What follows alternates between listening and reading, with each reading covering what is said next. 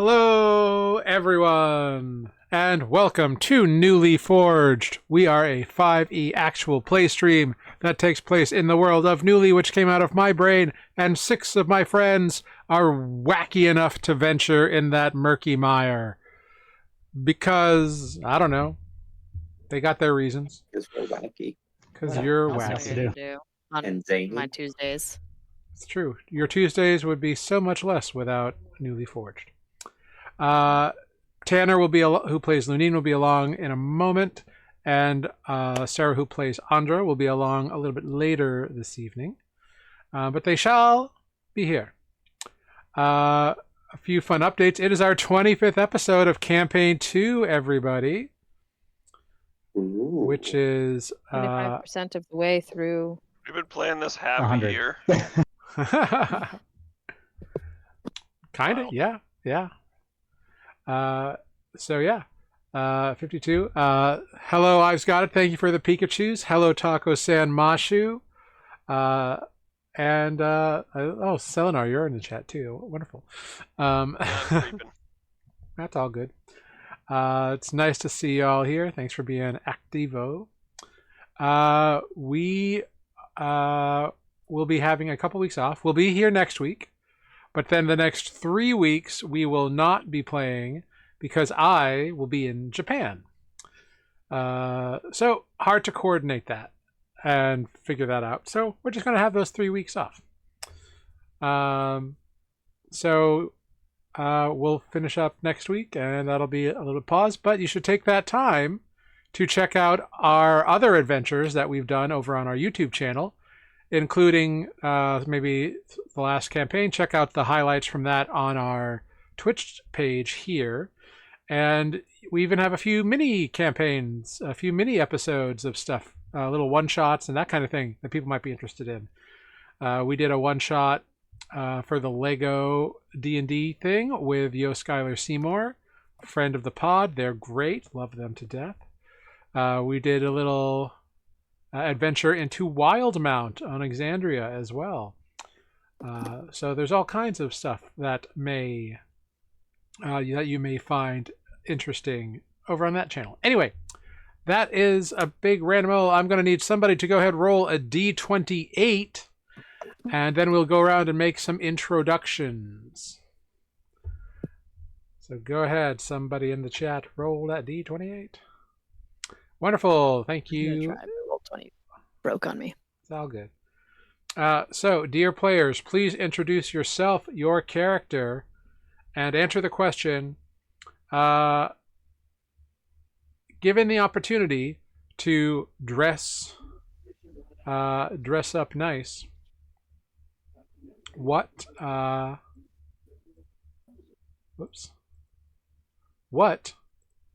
would your character dress like? To dress fancy, what would your character dress like? And that's the question. And we'll start off on the second rung of the ladder with Matt, who's chewing.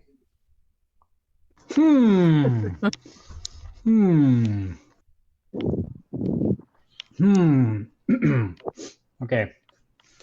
Chewing less now. Hello, I'm Matt. I'm playing Corvus, the Azamar sorcerer, who sometimes is a phantom rogue. Corvus would... This is a good question. I don't think he would be terribly thrilled to have to dress up, but I suppose the occasional work might call for it. It would be something probably like the equivalent of an all-black tux if he had to. I don't know if I really know what that... What's that? Tails or no tails? No tails. Always tails. Nah. He's not a No cape guy, and I tails. think tails are He's too close riding to the capes. coattails of mine. Yeah, that's this. That kind of strikes me as a tails guy. I don't know what the equivalent of that would be in Nuuli. I don't know if tuxes are really a fashion piece. Why not? He pitches to the DM, and silence ensued. I said, why not? Oh, you said nothing.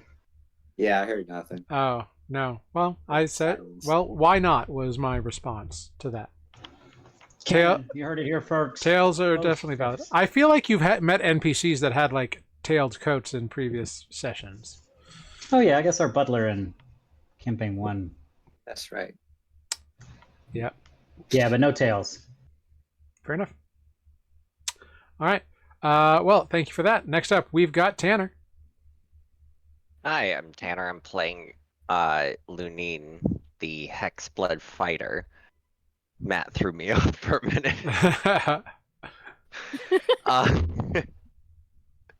uh, and I mean, I don't know what you're talking about because Lunine's always dressed in his finery. There it is. Fair enough. Fair enough. We need to get you some front light, bro. Wonderful. Some front light. We need some front light on you. To your face and not your wall. Yeah, No, I'm good. your wall is I the don't highlight of think- your video stream. I think I saw that wall was yellow when you turned your camera on. Mm-mm, His camera likes to get excited about color mm-mm. Well, and figuring anyway, out what it is or isn't. And I don't like to be blinded, so. I'm not. I have to bounce blinded. mine off my wall, otherwise I would be. yeah. Anyway, next up, we've got Amber. Hello. Hi. I'm Amber. I'm playing Ozo, the Way of Mercy halfling monk. And I suppose I would imagine that somewhere there's a moth-eaten, frilly, vest and tail combo that was in, my grandma's basement and handed to me. And nobody really dressed up in my village, but I'm sure we had it. Think like velour prom suit with a two-tone, the collar's a different color than the jacket. Starched collar or no starched collar? Just really wide, probably not starched. Crushed velvet? Probably. I see that. Moth-eaten. Mm-hmm. With a top hat? I dig the vibe. Bowler. Yes. Glorious. All right. Never hand-me-downs. Yeah, well, thank you very much for that. Next up, we've got Mike. Hello, everybody. I'm Mike, and I play Renata Soul Angel, who's a little bit bard and a little bit warlock. And all bit soul angel. A whole lot of soul.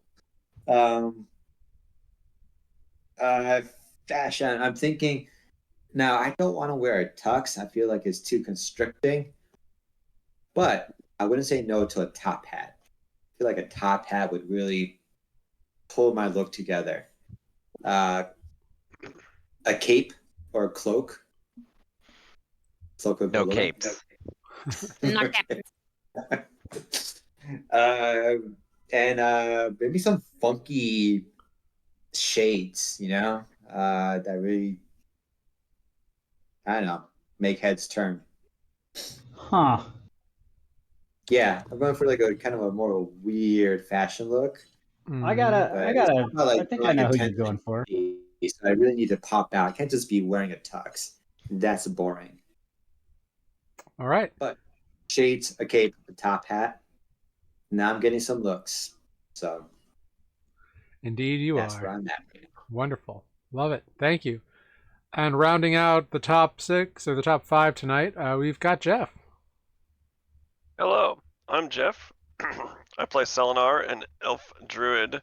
And this question, so when The Hobbit was being made into a movie, which was a horrible adaptation of the book, but there was a cardboard cutout in the movie theater window in my hometown of Elrond wearing this like super dapper, like tan vest robe dress thing. So you should Google Elrond the Hobbit cardboard cutout, and that's what Selenar's idea of formal wear is. Great. Good reference. Yeah. Now I'm For just some imagining. reason, it just like popped into my mind. I don't know. Now I'm just imagining Selenar walking around with a cardboard cutout with just his head. And the takeaway here is that Lord Elrond is actually a druid. You know, it would fit. It really would. Yeah. Well, thank you all so much. My name is Jared, and I'm your humble dungeon master here on Nuuli Forged. I play everyone and everything else that is not the 6-player characters, and people dress up in all kinds of weird stuff. So, with all that out of the way, let's dive into last time on Nuuli Forged. Last time on Nuuli Forged, our heroes faced down a raiding party of orc maroonies in the jungle of an island in the peripherals.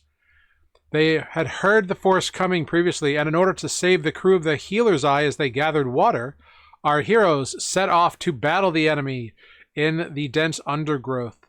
And though the orcs were strong and dealt mighty blows, they soon found that their foes were even deadlier. It didn't take long before the group not only decimated their enemies, but managed to leave the one-eyed leader alive.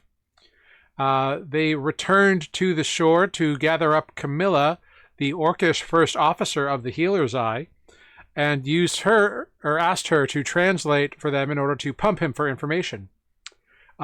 She then proceeded to intimidate him so bad the rest of the party was scared of her. And he just... For Corvus. Corvus was aroused. Corvus was aroused. Canon. Thank you.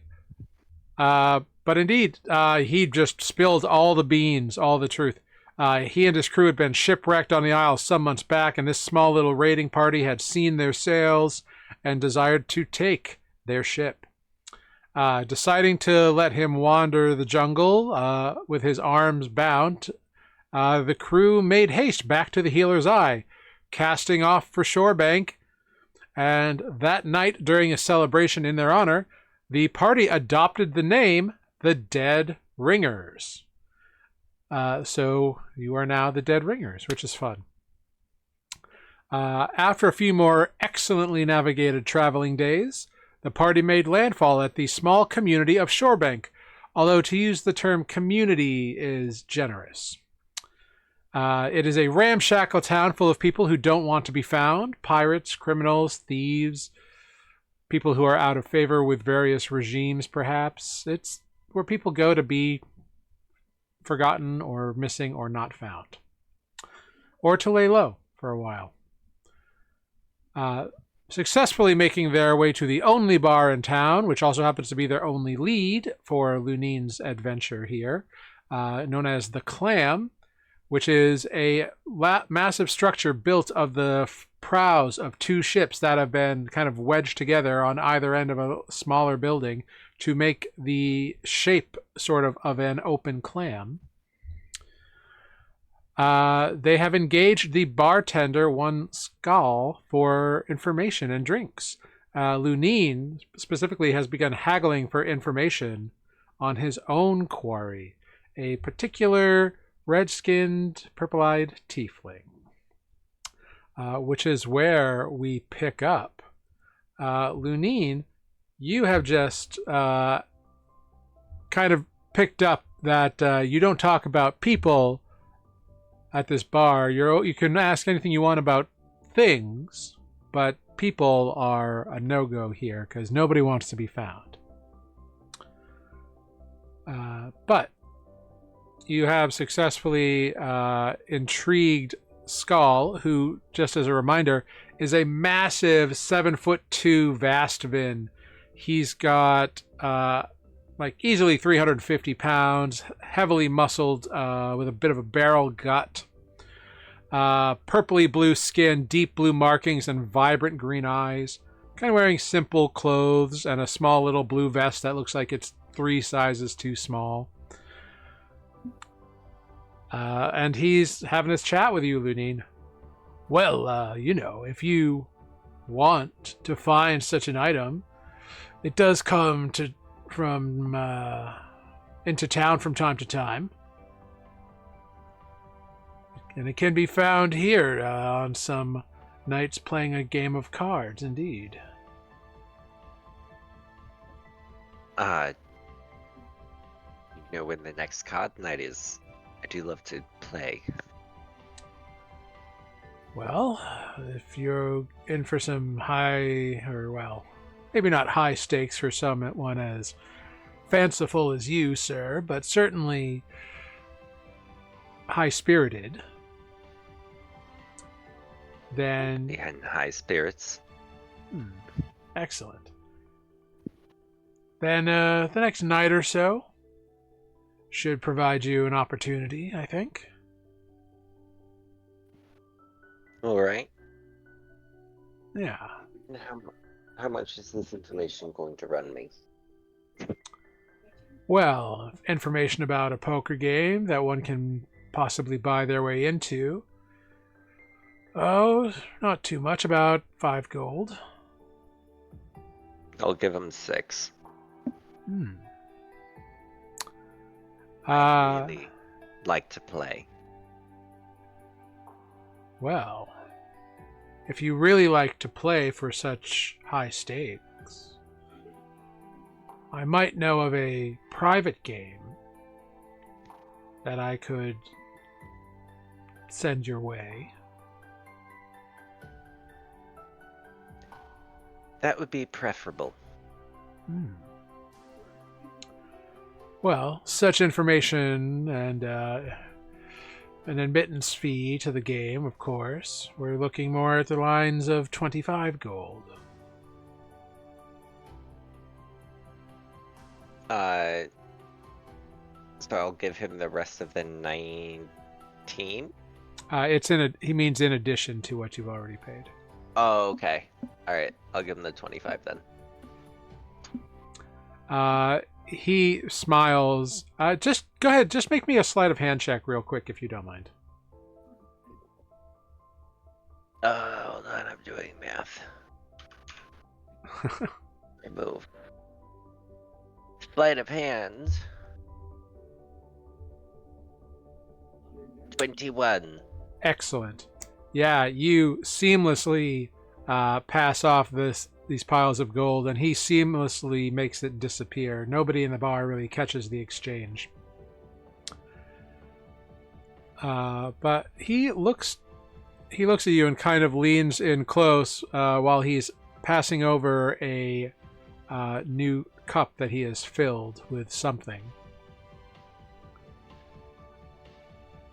Now,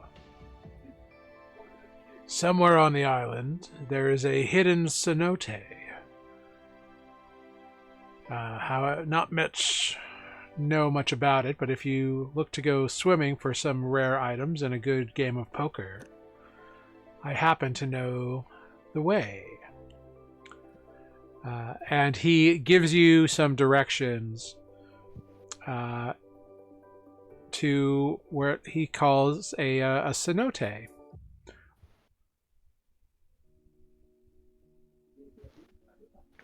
I I appreciate the information. Of course, it's a bit of a trek, couple of days through the jungle, but it pays to know where a good game of chance can be discovered. Right? I really hope so. After all this expense. Now, we are looking for another peculiar item. Ah, well. Quite the set of bounty hunters. Do you all have a name?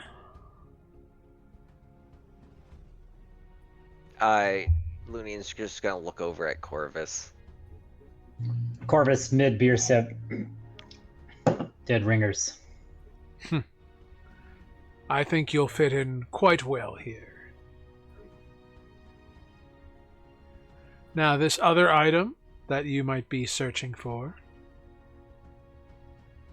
Well, that's not necessarily my bounty right now, but do you, Corvus, which would you prefer to look for, the person that was last seen, or they were last seen with? Or the item they were last seen, sorry. Replace those with item. Sorry, out of character. We're talking about the. Looking for the person that the crew member was last seen with. Or are we gonna ask about the crew member? So we're gonna ask about Arl. Arl. Yeah, crew I member. think let's go for the crew member. Okay. You can ask about the object that he had, is an eyeglass that let him see stuff. Or you can refer to the humanoid as an object, which seems to be acceptable. So Lunin will describe Barrel. Like in object form. Mm-hmm. I'm really bad at this part, but it also had a cool feature that it could discern magic. Well, I don't know Yes. about that, but I have seen such an item. Not for a while though. It was last seen with something that might be out on the that temple thing. Enjoying some statues. Indeed, that item was last supposedly being shipped to the Wizard Trast. That one is a interesting fellow. Doesn't talk much, likes to keep well to himself, but is not the usual resident. He's some sort of magic user, wizard of some kind. Right. With a. But the object we're looking for hasn't been seen since it passed through. Well, that object was sent by courier to the Green Pyramid some time ago. And I do know that the wizard has quite a collection of things. Bit of a sculpture fan. Stone things, yes. We heard the same. Oh, not just stone. It's actually interesting if you get the chance to take a look at it, although I'd be mindful of the area. It's a bit of a swamp to get there. A few days through some pretty arduous terrain, and who knows what the weather may be. Is there a different way around? It's a jungle. The only way around is through.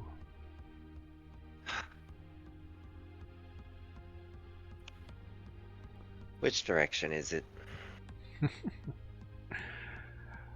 Pretty much just head straight southeast towards the big green pyramid.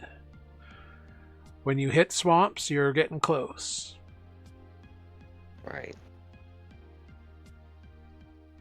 Now, is there anything we should know about these swamps?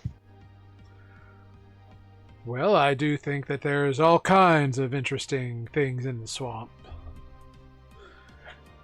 And on the island, there'll be all kinds of critters about. You gotta be careful.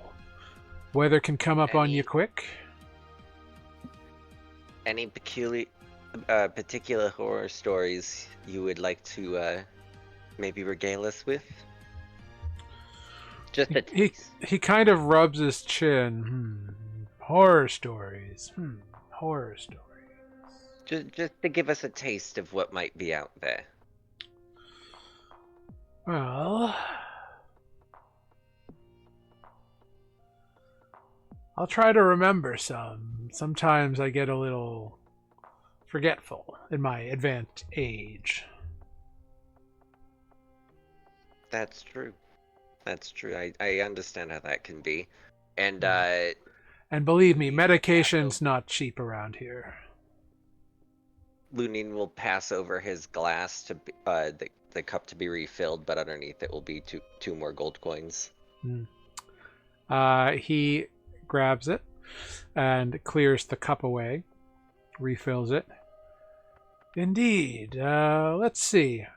Well, sir, I've heard tell of mighty blood-sucking creatures the size of a small humanoid like your little friends over there. I've heard tell of all sorts of animals that'll tear you asunder. I've heard of trees coming to life and shrubbery that attacks you and rolls over you and swallows you whole. It can be dangerous. Little bit of everything, essentially. Great. Yes. I do know the wizard has quite a collection of some kind. The rumor is that he's got all sorts of sculptures in his garden. Stone, metal, shapes, sizes. All sorts of weird artifacts in his collection. Well, I do like things. Well, things are all well and good. But I've also heard a few rumors that sometimes if people hassle the wizard too much, he gets a new bit of sculpture. Well, it's a good thing I don't like to hassle people. Smart. Well, it's been great talking to you, but I would love to just check out this cenote, if it's all good with you guys. Yeah, he just kind of turns around and like wanders down to the other side of the bar and begins talking to someone there. Wait. So, with the directions that he gave and like with the pyramid, are they opposite each other? Somewhat of a meandering the same direction? Like they start roughly the same, but then they diverge. Okay.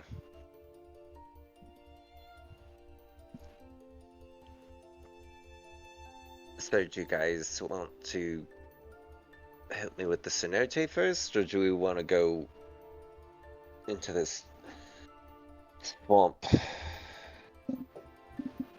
I'm happy with whatever call you make. We're here. This is your leg of the journey, so make whatever calls you see fit. Well, if Barrel is a statue, is what I'm surmising from everything, I don't think a few more days would hurt. Aren't you also waiting for a contact, a certain purple object that is That's occasionally... the cenote. That is at the cenote. Wow, and it sounds And like we do owe have Joyson, he can't wait forever. That was the price of bringing us here to begin with. Yes, but he also knows we have a duty and we need to also leave this place. As long as we do it before we go. Mm-hmm. So we should probably not get into terrible trouble and have to run away quickly like last time. Corvus shrugs. I won't be calling the shots this time, don't worry. Well, Then, you make the shall call. we? I don't know, this cenote sounds a lot nicer than a swamp with bugs.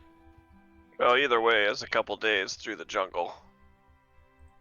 It's not going to be exactly clean getting to either.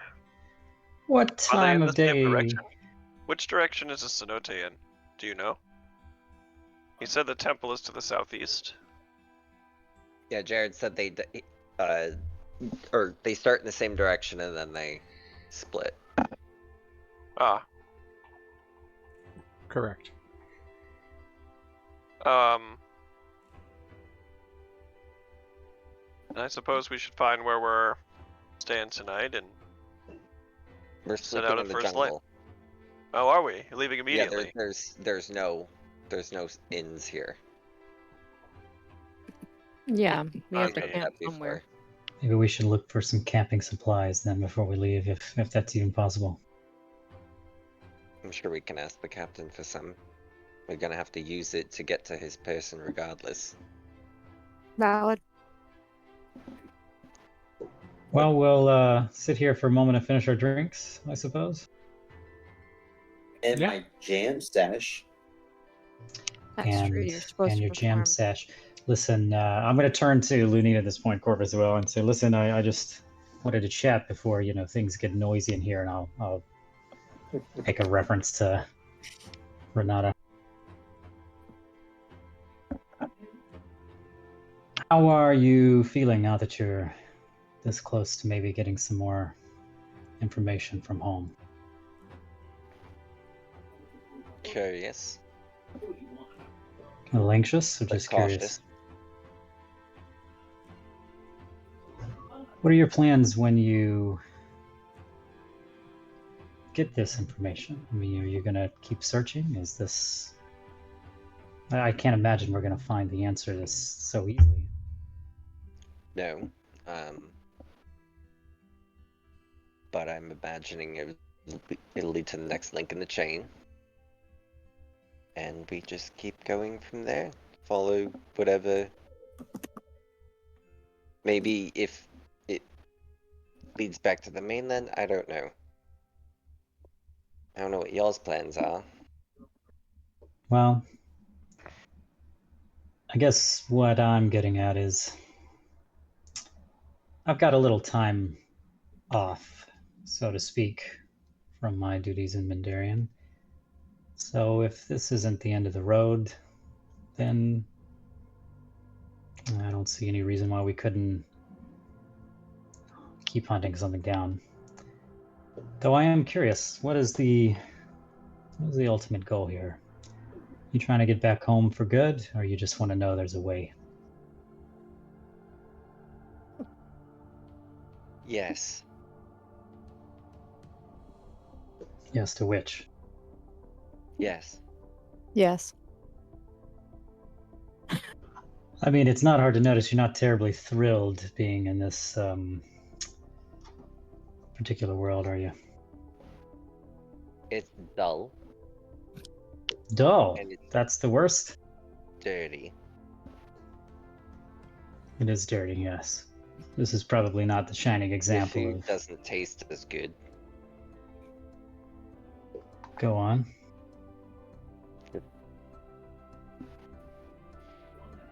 So many things. I'm sure Andra can relate to at least half.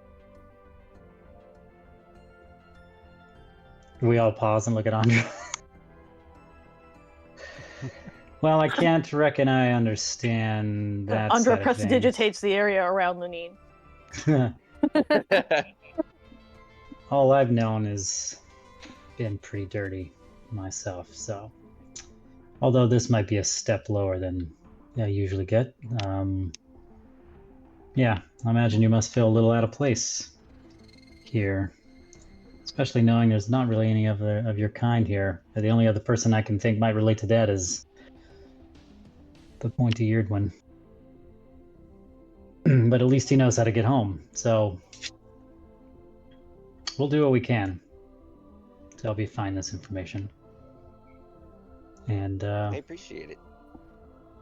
yeah. I'm sure your boss would love to have connections wherever he can.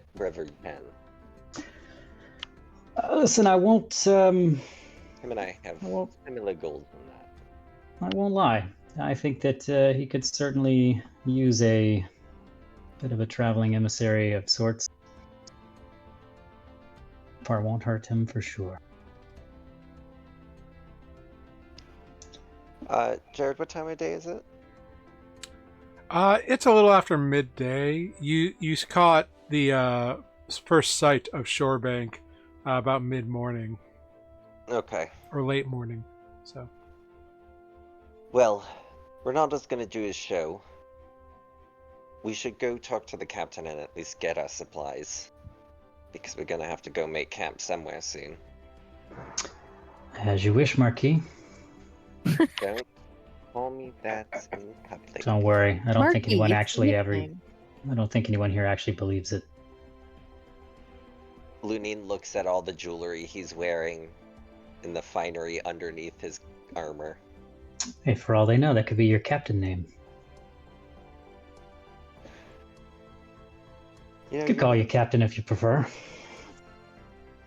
You are The weirdest thief I've ever seen. And Lunine just gets up and leaves to go to the ship. As you get up, rather, two massive humans enter, flanked by a small little halfling, or flanking a small halfling. Bogo. No, he is very well dressed in sort of like green and white and like brown kind of earth tone, and very finely made stuff. It looks like it's, it's not like freshly laundered necessarily. Like it's obviously been, but still of fine quality. He's got kind of a little smile and a twinkle in his eye, black hair, and kind of like, just kind of like those features of someone who like smiles a lot, even if they're not like actively doing it. They have like he has those like smile lines. And he wanders in and he's like, "Ah, Skull, I see we have some new folks today. Yes, this is most exciting." Skull just kind of harumphs and says, "People come and go as they please, sir. I do hope you'll have a few drinks with your fine bodyguards tonight, Mr. Grandspark, sir." "Oh, but of course. I love patronizing your establishment while I am in town, you know." I would like to stealth out, if I can. Well, he's kind of standing in the door, kind of making this proclamation with his two big bodyguards. Anyone who wants to, go ahead and make a perception check. Mm-hmm. Nope. Okay. You, Jesus. Once I find the stupid button. I'm gonna use my second wind. Oh man, I am back on the rolls I was last week. Cheers. You're using your second win, Lunine? Yeah, Okay. Me too. Me too. so 19. Great.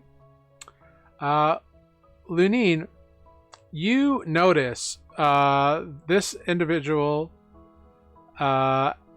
is, well, what everybody notices is that this guy is like really well dressed. Ozo, the one thing you do pick up is his accent. He has a Sorbonese accent from like a region of Sorbonne. The home of sorbet. No.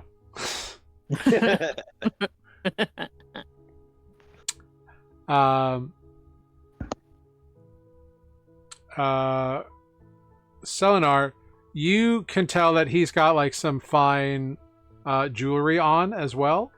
Like not a lot, but some. Lunine, what you clock is that this individual is sporting a signet ring, specifically one that matches the flag of the ship that's anchored in the harbor besides the Healer's Eye. The piratey one? No, the well-to-do merchant vessel, not the pirate one. Oh, okay. I thought you said on the opposite side. Yeah, no worries. So wasn't there a piratey one?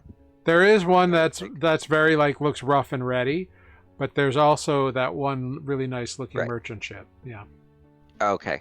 The merchant was beside us. The pirate one is on the other side. Yeah. Yeah. Okay. The merchanty one was the whole acorn thing, right? Yeah. Yeah. Yeah. So you catch the signet ring. You also catch that he's got a little like it's like a Lacoste alligator, but it's the same crest. The oak tree with the 5 acorns, just kind of like embroidered and stitched.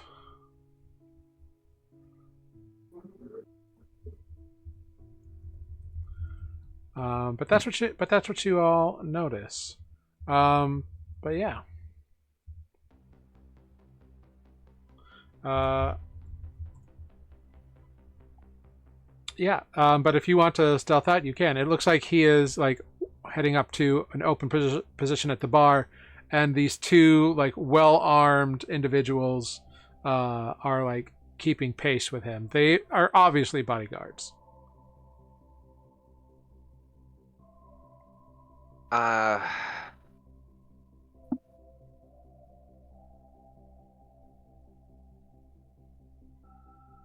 Do you guys think maybe the merchant vessel has supplies? And we don't have to borrow? Almost certainly, but I don't know if they... Well, we'd have to ask, I guess. The bartender if we could buy a tent from somebody. I would rather buy something nice. Preferably. I am going to be To get roughing ruined. it. To get I ruined need- in the jungle? Selenair is just You and rolling me. his eyes. I understand. I don't understand. Ozo has a bedroll. I don't need anything else. Lunine is gonna stand up. You're planning to sleep on the ground?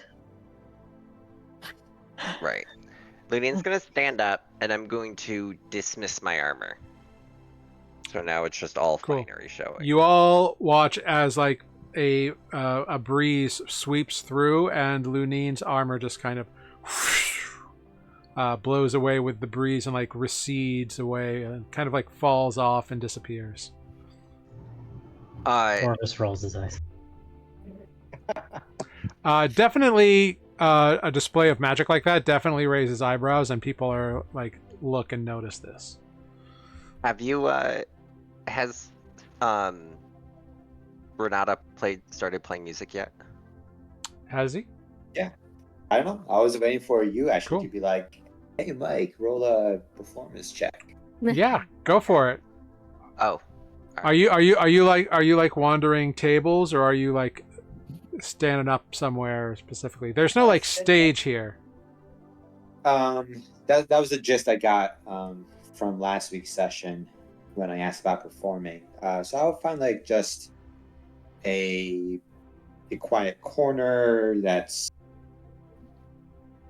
not hidden completely in the shadows, but like where most everyone can see me. I'll just stand and start playing. Cool. Okay. Well, then Great. I won't ask for your assistance. Yeah, you Yeah. with a 25, you know your crowd, and you can tell that shanties and like songs about pretty folk are going to go down big here. Anything lively and whatever. And it looks, and you can tell that this is a place where people haven't had this kind of music or entertainment in a very long time. So you quickly get a response from the various like groups of like a couple people over here that are like talking in hushed tones, and a guy over here who's like just like in his cups. Even the guy who is like passed out on the table raises his head and goes, "Yeah!"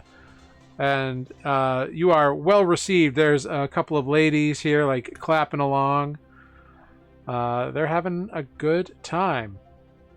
Alright, so while he's playing music, I'm gonna go over to the merchant. Yeah. You begin to approach, and one of the guards kind of like steps in front of you. Sorry, can I help you? Well, I couldn't happen to notice that your boss also there has the signet ring matching the merchant ship out in the harbor. And I am looking to possibly buy some supplies for me and my companions' trek into the wilderness. A small hand goes on the guard's arm as he shoos him away. Well, I am always looking to make a a good deal if I can. What sort of supplies are you looking for? Allow me to introduce myself. Rudibert Grandspark. Lunine Dustlight. It is a pleasure to meet you, Lunine Dustlight. You seem a man of... Well, you seem as though you have a bearing and a breeding that I would not expect to find in such a locale as this. I am a bit displaced at the moment. Well, it's terribly inconvenient, but if I can aid you in any way, I would be happy to. You say you're looking to acquire supplies. What sort of supplies? Well, we find ourselves trekking, or at least going on one through the jungle. And I would prefer to, if I must go on this, at least sleep in something nice and durable, possibly. Ah, of course. So you would be seeking then a fine tent, perhaps, yes? Maybe. I don't know what kind of objects you carry on your ship. Well, to be honest with you, my ship is my wealth and family deals mostly in lumber, so we mostly deal with the raw materials. It's a bit of a family pride thing, you know. Iron trees, that's our main deal here. Every family has its specialty. Of course, and this is a very good thing. Now, I might be able... No, wrong accent. Sorry about that. Which Yeah. personality? Yeah, so I might have some tents in storage that I could get you. We, of course, packed them, but, you know, I mostly stay on the ship, so it's not as crazy as perhaps other people might need. And for a distinguished gentleman such as yourself, I can foresee parting with such as a thing. I'm sure I can wrangle up a tent for you. It would be greatly appreciated. Well, why don't you accompany me and my companions here on a quick jaunt back to my ship, and we'll get you all settled up, yes? Sure. Yeah. I'll be back, guys, and I'll follow him back to the ship. Oh, you have friends here. Oh, well, should I meet your friends? If you Andra wish. had her cloak up from coming into this bar. Mhm. I believe I said that at the end of last session that she put her hood up. when Yeah, we you came into did. This bar. They're and, a bit different.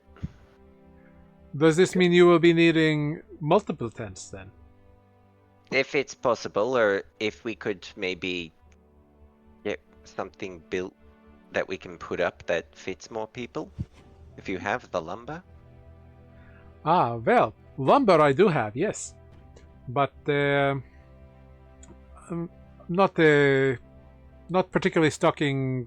Well, my boatswain might be able to do something, but it would take a bit more time to build something fresh. Well, we can maybe head out first light tomorrow. Would that give you time?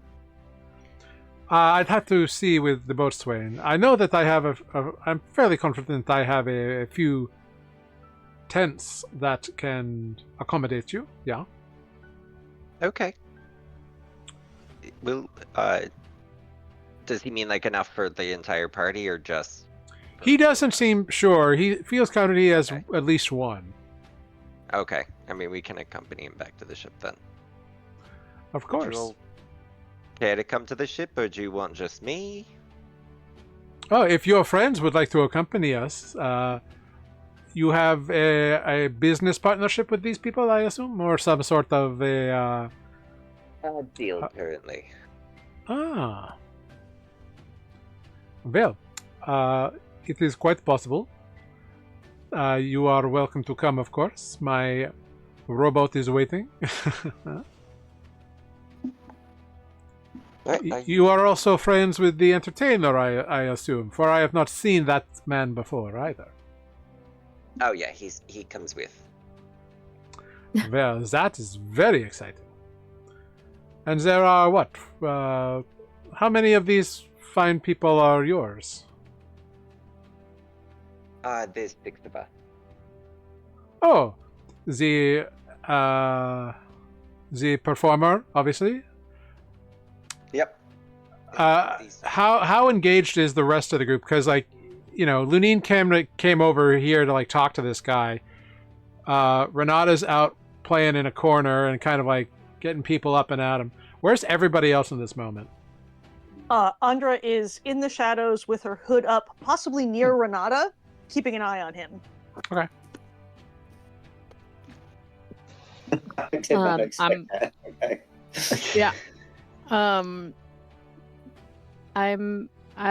have wandered over with Lunine. I have no fear. Okay. You just turn around and it's Jesus Christ! Yeah, I just quietly followed Lunine over. Yeah. Made no comment. Once you get close enough, you see the little lapel and you recognize the emblem, Ozo. Yeah. Sounds good. Corvus? Sildar is at the very last seat of the bar, finishing his drink, just watching this happen. Cool. Corvus? Yeah, likewise. I don't think I left the Okay. bar yet, because I was going to, out of respect, listen to the bard play, but I am watching Lunine. Okay, cool. So if Selenar and Corv, are we next to each other at the end of the bar? I assumed we all were sitting close to by. So I'll just offhand, as this is happening, be like, that man has never been dirty in his life, has he? Yeah. Oh, wait, you meant the other one, not Lunine? Well, No, I meant Lunine. Oh, definitely. Although, I'd be tempted to say the same about you if I didn't know better. That's surprising. Well, I know better. I think the other one that squeaky clean is, and I'll point to the little hooded halfling by in the corner, wherever they were. She doesn't strike me as the time that's afraid to get a little muddy if the need arises. Really? She strikes Find me as out, the though. kind who's going to be sharing a tent with that one, made of lumber, in this jungle trek. It's actually gonna be a cabin, and you guys are carrying it. I was literally just about to say in character, as long as he carries it, he's welcome to it. Starting to be concerned by how much I offered to help with this. I think he's a little too used to having subjects. Right? Yeah, he's in for a rude awakening. Well, he's been watching our back thus far. That's the least I can do. Carrying Okay. a tent, on the other hand. So back to Lunine. Rudibert just says, well, if there are 6 of you and your friends, any of them, it seems as though your performer friend is a bit entertained, busy entertaining at the moment, so perhaps the rest would like to join, or you don't have to, of course. And he notices you, Ozo. Hello, Rudibert Grandspark. You are with Mr. Lunine, I assume? Hello. Ozo does a deep bow. Oh, well, that's not really necessary, but that's And very says, impressive. I'm Ozo. It is wonderful to meet you, Ozo. Will you be accompanying Mr. Lunine onto my ship? I think so. Probably that is wise. Ah, very well. Well, yes, well, Skull, why don't I come back for that wine in a little bit? I've got some business to conduct, rather. Absolutely, sir. You come and go as you please, my dear Mr. Grandspark. Ah, such a clever man. Very well. Very well. Auf Wiedersehen. So see you as soon as possible. Yeah, very good.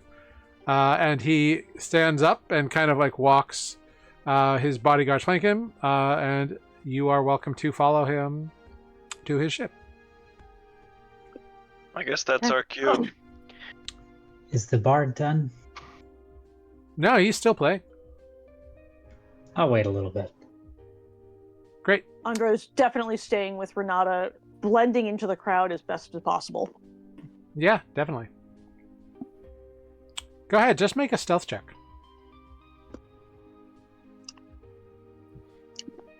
Oh, fuck. Okay. Spills drink on the bard. Yeah. Yeah, you go to pull your hood up, and in doing so, like knock like a stack of boxes or something, which causes some heads to turn, including Rudibert, and he kind of looks over in your direction, like noticing you for the first time. But your hood's up, and you kind of like look away real quick. Uh-huh. If I knocked over a pile of boxes, I'm in the middle of that pile. Yeah. Yeah, so you kind of like look away. And As Lunine and Ozo are finishing their conversation and looks like they're about to leave, I wave over Skull. Yeah. Or,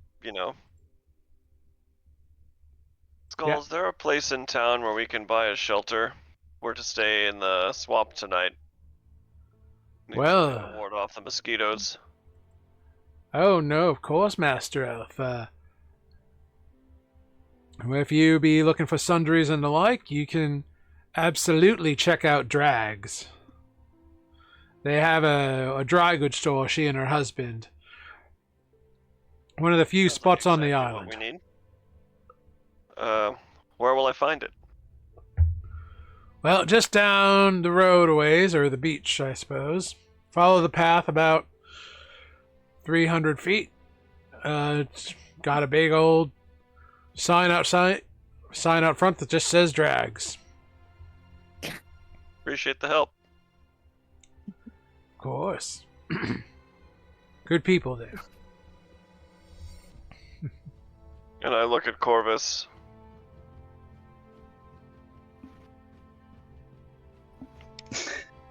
Seems much more reasonable than building a house. Mm-hmm. Yeah. I'd like to see where this place is. So I might leave when you do. But I feel I like also none kind of of you like know what tent poles are. one of us. I mean, to be honest, Corvus has never gone camping Selenar? either. I mean, Selenar Selenar probably does. definitely has. Dude grew up in the woods, like in a small village, for But 120 Lunine wasn't years. asking for a cabin. He was literally asking for just bigger tent poles. Corvus I doesn't love- know much We're about gonna go tents, but he's find not out. going to admit it in front of anyone. As He a has definitely player, slept in the streets before, though. Jeff the player can't wait to see how this works out. This is going to be great. I had something that I was going to try to accomplish today, but I think I'm going to shopping instead. Well, so Lunine and Ozo make their way onto this little rowboat, get on out there, and this guy is chatty the whole time. Very, Rudibert puts you very much at ease. He doesn't seem to have a kind of sneaky, conniving, underhanded bit of merchant that a lot of them do. He's not that kind of individual.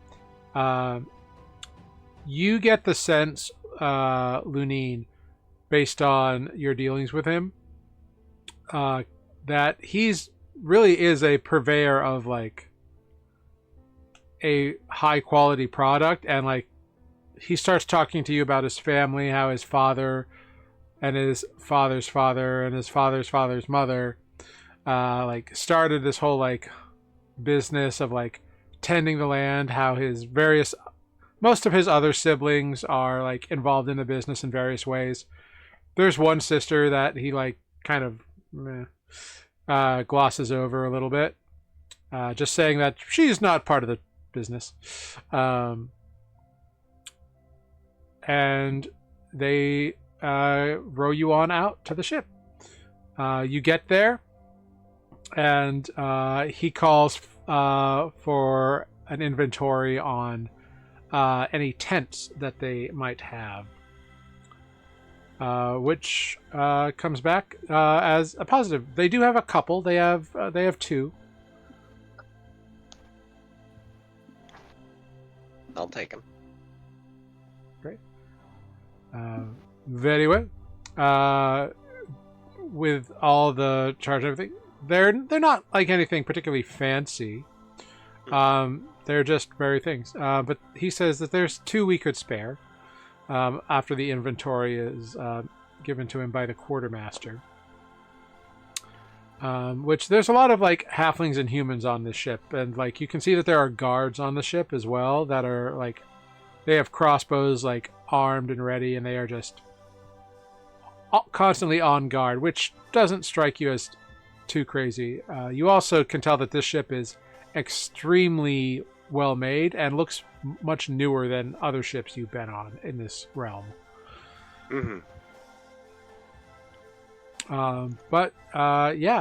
Each tent he can sell you for 3 gold. Okay. Yeah. Do they also maybe have any like spare hammocks or like a material that could be made into those? They have some hammocks. Yeah. Yeah, take a couple if we can. Take a couple of those too, just in case. Yeah. Let's see. Yeah, he can get some hammocks. Let's see. He's got.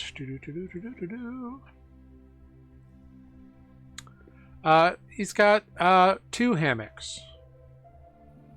I'll just take the 2 pairs. Great. So 6 gold for the 2 tents, and then just 1 gold for the 2 hammocks. Alright.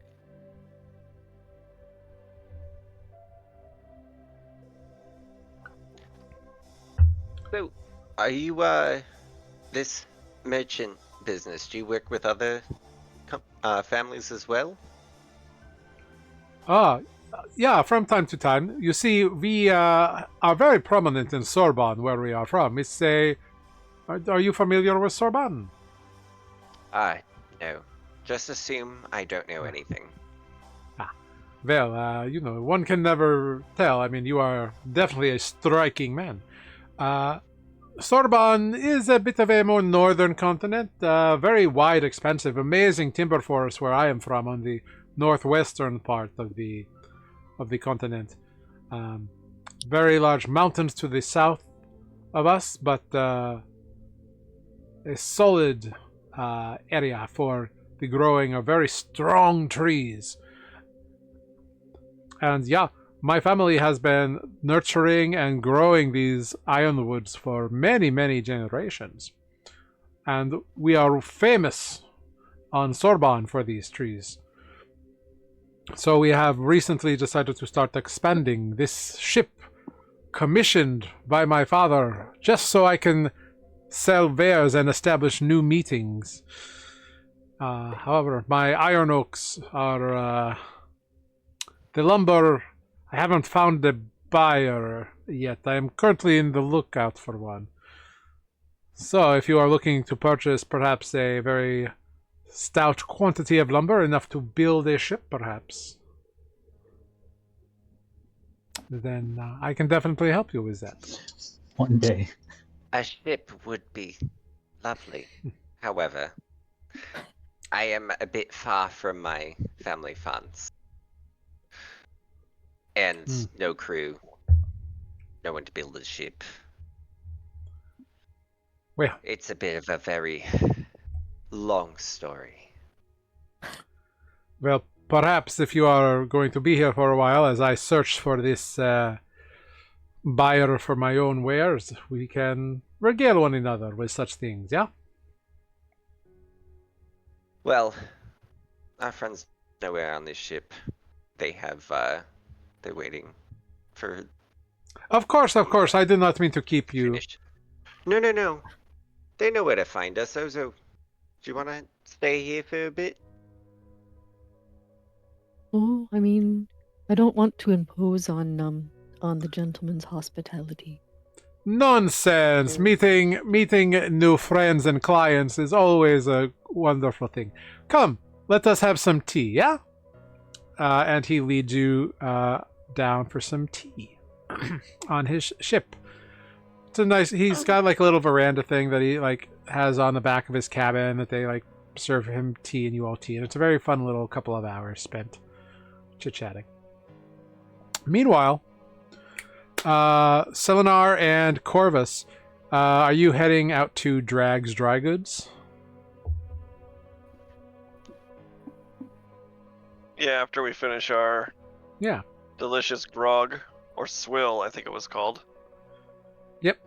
Yeah, you finish up your beverages, head on over. It's a straight shot, like, you know, it's a little up on the beach, but very much visible.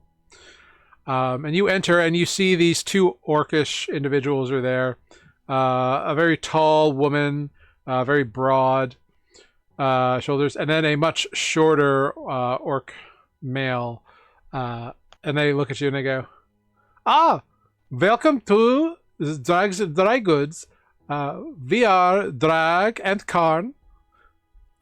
How may we be of service to you? You are obviously new. We have never seen someone like yourself here before, sir." Hopefully not too surprising. Skull at the Clam recommended your shop. He said you were excellent. Oh yeah, Skull. He is a very nice man. We've asked me, and we have had good relations with him for a long time. It's true.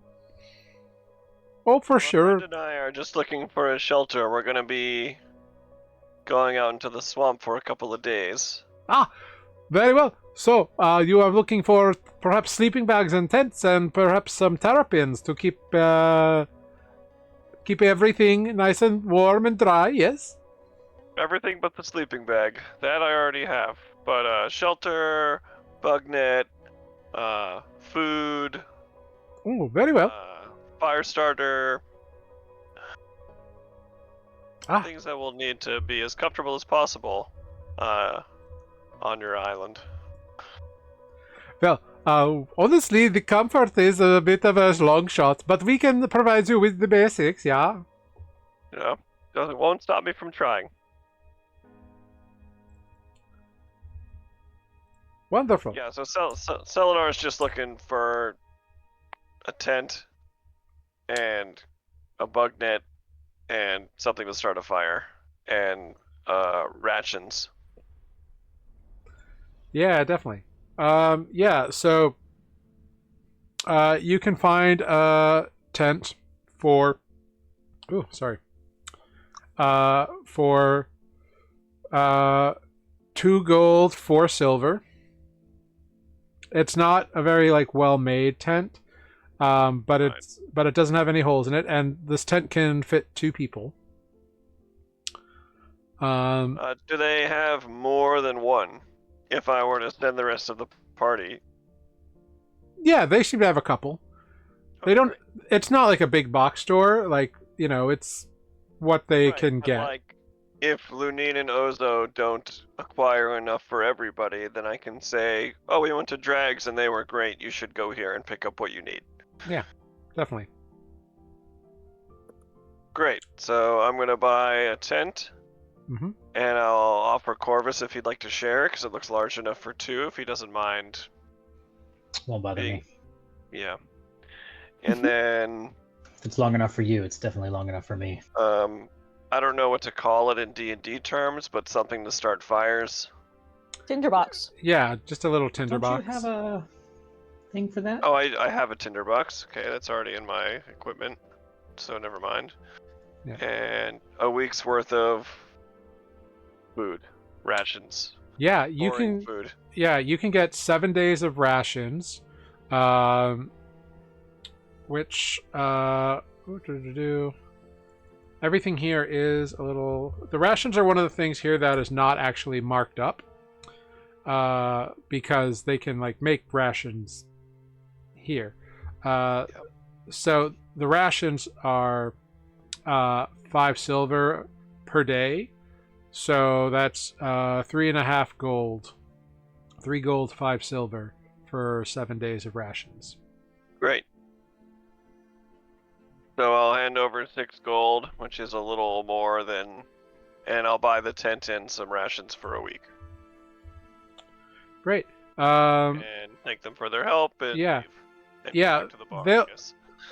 For that little extra gold, they'll throw in a small bit of like bug netting. It's not a lot, but it's just enough to like cover the front flap of a tent. Excellent. Yeah. Yeah. And it looks like the tent is one of the few like non-recycled goods. It seems like a lot of these things are kind of like resold, or and like the new stuff has like been acquired somehow through some means. So All right. it's a little pricier, but yeah. But yeah, so you can add a tent, 7 days of rations, and some bug netting to your inventory.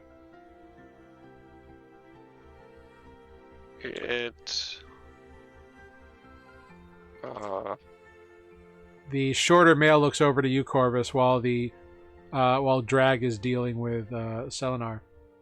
And you, sir, what can we be doing for you today?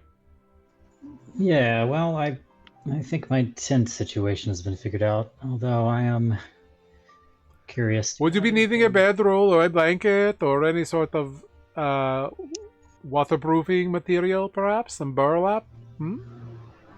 Oh yeah, that might be a good idea. Burlap. Out of character real fast. Unless I've done something wrong when I chose my starting equipment, it appears that I don't have a bedroll.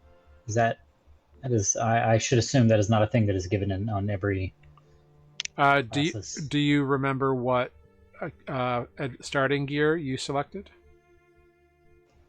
There was like the thieves kit, I think, or burglar's kit perhaps, so it may not have included a bedroll. Yeah, probably wasn't included in that. All right. Well, if it was not, then I will buy it now. I think I will buy a bedroll, some burlap, couldn't hurt, Yeah. I guess, or whatever the waterproofing is. Maybe one more bug net, and I'm kind of curious if they have a hammock. I think I've decided Corvus is a hammock. They've got some netting that can serve as a hammock. Yeah.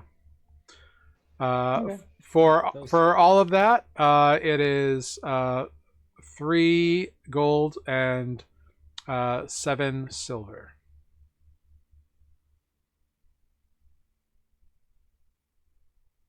I have removed it from my bag. Great. So you can add bedroll. It's like a water. It's like one of those treated bits of like heavy burlap to like wick water away. It's big enough to like go over a tent or to like go under a tent, but like not both. And some Make a custom item for that. and a netting, and like a bit of net to make a hammock out of. Gotcha.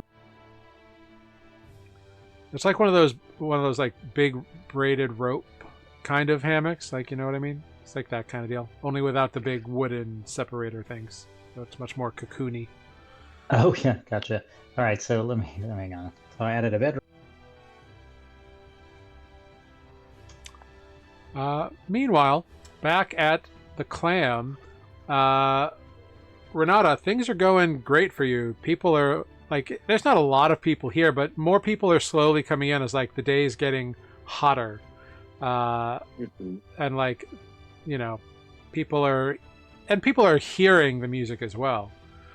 So they are coming in and people are like stamping and singing along. Rounds start getting bought for you. And various people are like digging your vibe and like hanging out and having a good time, and it almost feels like everybody's forgetting their various animosities they may have here. Awesome. Yeah. No, I'm relishing in this atmosphere. Cool. Go ahead, make a perception check for me.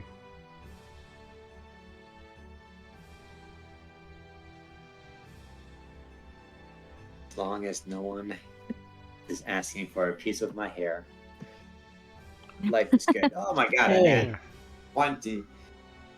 Whoa. Great. On a nat 20, Mm-hmm. you've been kind of paying attention, sizing up this crowd the whole time, ever since, like, before that fancy guy walked in, all the way up till now. When that fancy guy walked in and like announced his name, you picked up that Andra like hid herself in the shadows and like walked over to you, and like purposely kept herself as far away from that guy as possible. So that's one thing you've clocked. The other thing I you've just really clocked. love your music. Mm-hmm. The other things that you have clocked. Yes. Skull has had like usually has like short conversations with people to get drinks, but you've seen there are a couple of people that he talks to for longer stretches of time more frequently than he does others. You think he's probably either like gathering or giving information to those people with those people. Not sure about what that might be, but like it is it's a pattern that you notice. Okay. These people, Uh-huh. would they then leave the establishment and then come back, or they like sit back down at their table? It seems like they are there drinking, and he like goes over and like talks to them for like 5 minutes and then leaves, Mhm. makes a few drinks, comes back, like, or like goes to another Okay. person for a few minutes. So it's not like it doesn't give the appearance of sending people on missions, but definitely they are like exchanging information in some direction. Okay. The other thing that on a nat 20 you Yes. notice Mm-hmm. is you notice there is an individual who has just entered the bar, who is tall, thin, wearing a like overcloak with a hood drawn, like purposefully Rider. purposefully to like not be noticeable. Like it's dingy, it's drabby. What you notice is that under that are well-made robes.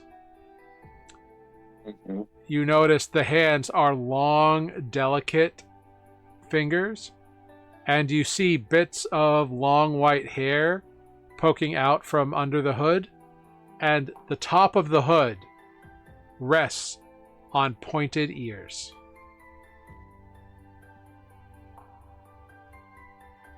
Much like those of your companion, Selenar. Interesting. Okay.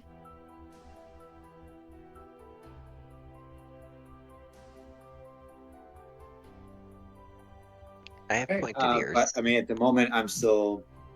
That's playing, right? true. Like, Much like Selenar and Lunine, actually. okay. Does Renata not have pointy ears? Not like these. Half pointed ears. One ear is pointy. Like Yeah, like it is evident to you that this person is most likely an elf. Mm-hmm. I That's just like- want to say Lunine's also like an elf.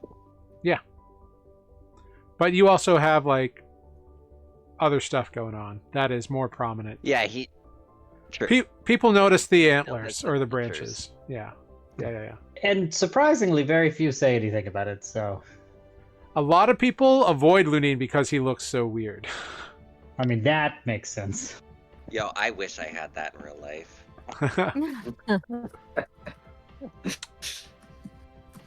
Like business Okay. people will do business, but like your average person on the street is often like, okay. Yeah, so that's what you notice on a nat 20. Okay. And this mysterious elf has come in and just like sat down and watching me play See, music.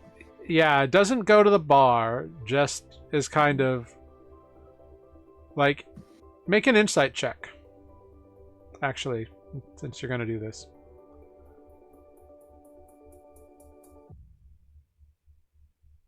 Dirty 23. Yeah. It looks like he is someone who is also not only out of place, but he just sits down, kind of experiencing it because it's obvious that he heard he heard your playing, he heard your music, and he's intrigued. He's trying to figure out what's going on. He doesn't have the bearing of someone who comes here often. Or they, I suppose. You don't know the gender of this person. Mm-hmm. Yes. Okay.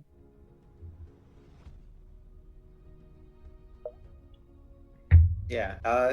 I'll definitely be mindful of like his presence, like where he is at all times as I'm playing. Yeah. Great. Cool. Yeah, so you keep an eye on him. A few hours go by. Corvus and Selenar return with a new tent and bedrolls and various other sundries. And eventually, Lunine and Ozo also return as the sun is setting from their little tea adventure with their own equipment. Quick question. Our little shopping trip took a couple hours. No, Or- it didn't take that long. It just, time has passed. So if you want to have achieved something in that span of time, you could have. Bingo! Asking the right questions. Yes, I would. In fact, I made a list. Okay. Step 1. Where's the cemetery? You can make an I know, I have investigation to check. ask. That was a joke. I don't okay. actually really care in this town. Sorry. I would like to go to the beach and see, or somewhere sandy-ish, and see if I can collect some stones. Is there somewhere that might have some like rocks nearby? Yeah. Nearest the beach, I suppose. Yeah, go ahead. Just make either a nature, survival, or investigation check of your choice. Okay, hang on one sec. Let me see which one of those is actually gonna be successful. So Well, Selenar it's- would offer after our shopping trip to go with you, Yeah, but no, if you don't want help, I would just go back to the bar. So it's I'll- mostly up to Corvus if I'm with him or not. I will tell you that Corvus will tell you what he's going to do next, which you may have gathered at this point that is, if he says that out loud, he doesn't care if you come. If he doesn't say it out loud, then he is deliberately trying to be alone. Did that actually go through? Yeah. Yeah. So I'm hanging out with Corvus. Great. Why is it doing that? I don't know. Still. But We see your rolls, or I see your rolls at least. yeah, Yeah, but I've been trying my damnedest to get it to only do it once. you might need to just like update or something. I don't know. With the help of Selenar, you're able to find, what kind of rocks are you looking for? Just like regular like stones? Smooth stones that may have just been like washed up after the ocean. You know, we're talking like flat, smooth.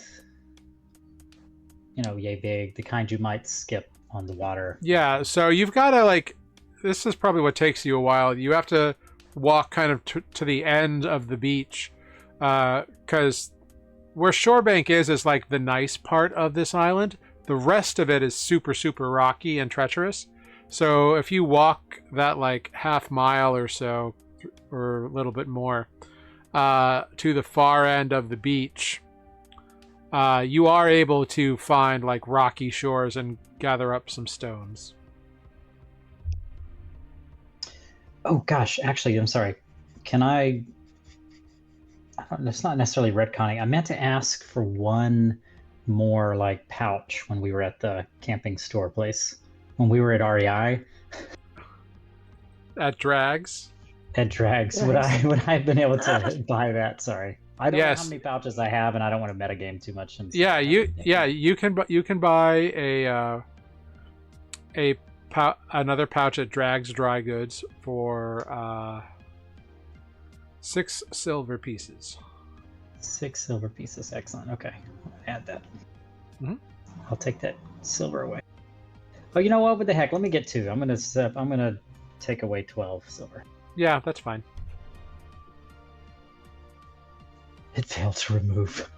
Interesting. Well, I guess they were free. Cool. Is that your only adventure, or do you have something else? Let me check my list. Buy the bags, get the stones. Step 3, profit. Step 3, profit. Sell rocks for profit. This is a question to the DM, actually. Could you remind me, because I seem to fail to find it in my notes, did did Cash give me a surefire way to contact him in the future, or is that a TBD thing on Nope. Corvus's part? Okay, copy that. I mean, you would know how to get like letters to him if you can find a courier that would deliver to Mandarian. You know how to address those sorts of things. There's going to be a lot of those in Shorebank. You know magic is a thing. Definitely no one would read those letters. The magic is a thing, yeah. Okay, that being done, rocks being collected, bag being bought, we could head back to the clam, and then I actually would inquire about the cemetery now that we read it up. Celador makes, on the way back to the clam, some sort of offhanded comment about, oh, what'd you need these rocks for? Sorry, I didn't have a joke prepared for that. Well, you see, in a town such like this, sometimes I put rocks of this size and shape in a sort of decoy pouch. That way, if I were to get pilfered while I'm out and about, they're more likely to take the stones, which are relatively worthless, than some of my coin. Oh, so the stones you were picking up were like the size of a gold coin? More or less, yeah. Is that the whole point? Seems prudent. Yeah, it also, I've done the same. Yeah, I don't see, it's not a bad, it's just something I made up. I'm not certain it's advice anyone would give you per se, but yeah, if someone were to make I've got my money pouch like under my leather armor, so it's not something I would normally worry about. But if I must be honest, call it maybe an occupational hazard, perhaps, but I'm very curious in a town like this who might actually be out here robbing, so to speak. I mean, where I'm from, there was, I guess it's no secret at this point that I work for an organization of perhaps unsavory characters, so yeah, I suppose I'm morbidly curious if there's anything like that around. And being that we are very obviously the new people in town, we would most likely be prime suspects for anything like that.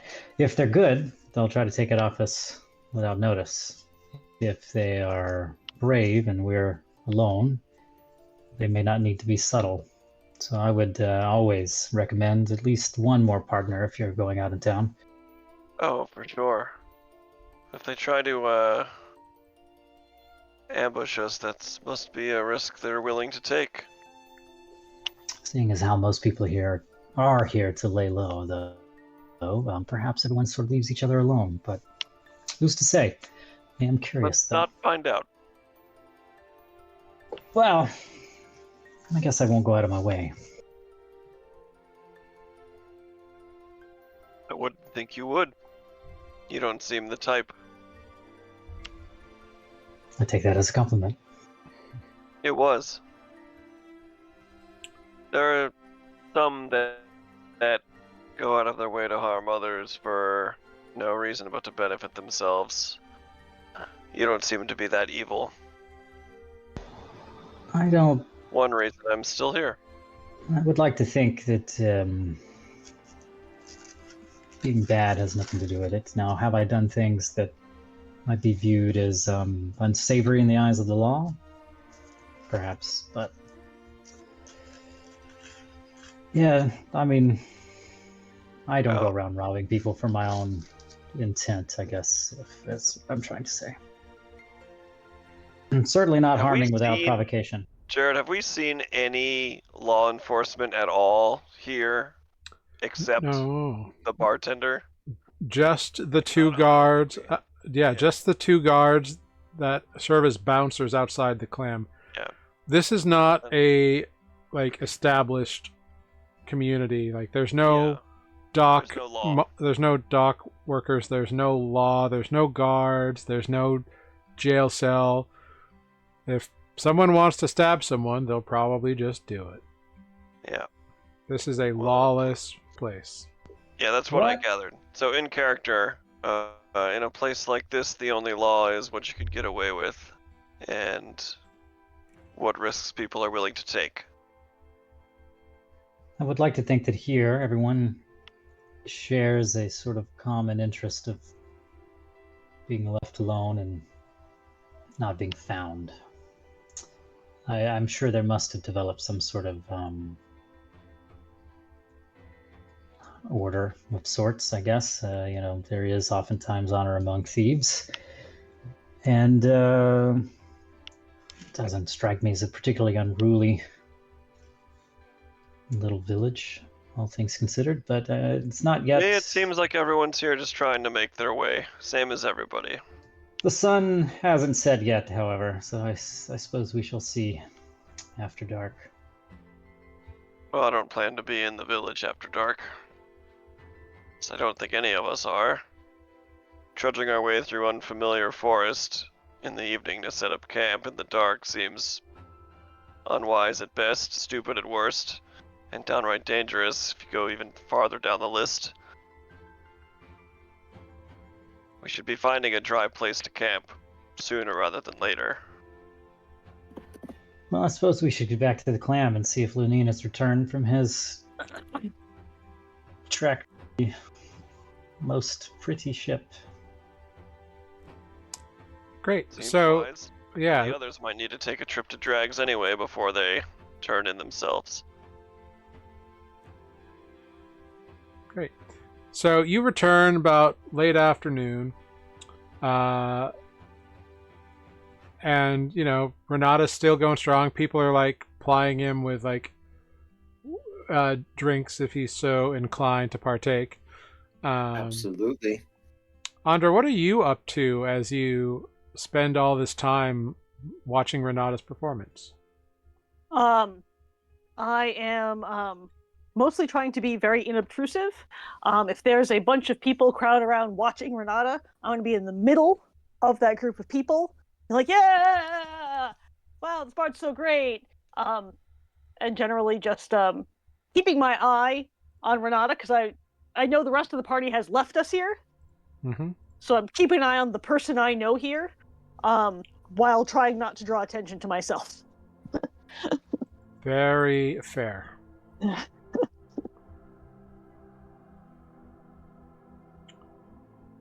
Go ahead, make a perception check for me, Andra. Sure. Ooh, that's not bad. Yeah. 16. Yeah, you see that there's some people who are obviously like really enjoying the music, and some who are like look like they might be scanning around the room, seeing if there's anything they could take advantage of.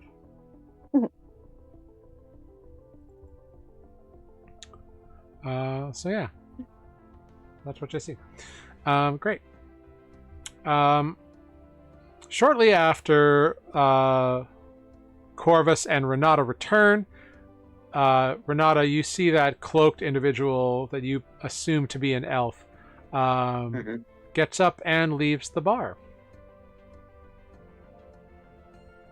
He's- in this, I'm sorry, in the same like direction, like they're gonna pass each other. No, a little while after Oh, Corvus a while and Corvus and Selenar return. This individual gets up and leaves. You've been keeping an eye on him, so you notice when he leaves. Or when they leave. A bit after that, Lunine and Ozo return alongside their new companion, Rudibert Grandspark. As he said he would return this evening as well. Now, it's starting to get late afternoon, early evening. The bar is very lively at the moment because you are doing a hell of a job performing. But you have all returned here. What would you like to do? I'm going to watch Andra. Do we notice Lunine and Ozo return? Yeah. I would immediately, not accost, but be like,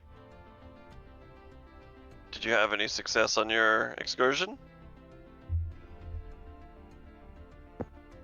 We have Yes. 2 tents.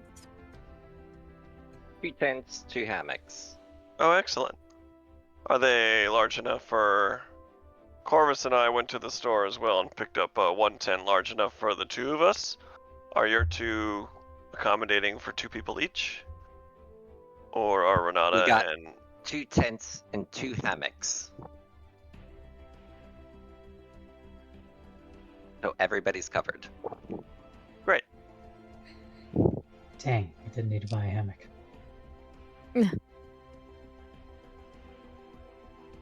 Once Lunine says everybody's covered, Selenar is 100% satisfied, and we'll just go back to watching the music, and I'll go get some more swill. Cool. Get some more sweat. I'll follow. Well, are we... Mm, It's evening now? It's getting late afternoon. Like the sun sets a little bit later here, because you're more I'm gonna go like find equatorial. Mexican. But yeah, Well, you're gonna find what? Drink Selena, but it's probably best to go find somewhere to camp. I 100% agree with you. Should we stop Renata? Exploring a dark, unfamiliar forest at night is not something I would recommend. I We need think we're not. Renata. We're just gonna find a spot on the beach, right? We're not going far. Let him have his fun. Oh, is there a beach that we can maybe camp by? This entire place is built just upshore of the beach. Yeah, we're just. It's all. It's all Yeah, to beach. camp on the beach. I If you want, am not if you familiar camping in if you want to camp like in amongst all these other buildings that people have made, no one's probably going to stop you. I wouldn't. I don't want to camp in the town. I would like to camp away Little from the way out. town. Is there like? I'd a assume we'd beach find away somewhere from quiet where no one would bother us. I'll But go I'd leave with that up you. to Corvus if he feels it's safe to camp in town or close to it. There's a KOA down the block, We'll just go a little Does ways it have a pool? know. by the boat landing and go set up the tents. I'll go with you, Lunine. Yeah, like like this is not an expansive place, and a lot of these buildings around are like shacks and lean-tos and that kind of stuff. Yeah. So if Just you gonna go find far out enough down the an beach, idea. you'll be alone. Great. Renata can play some music. Renata doesn't know how to set up a tent. It's fine. I'll go with you. Yeah, it's true. On the way out, I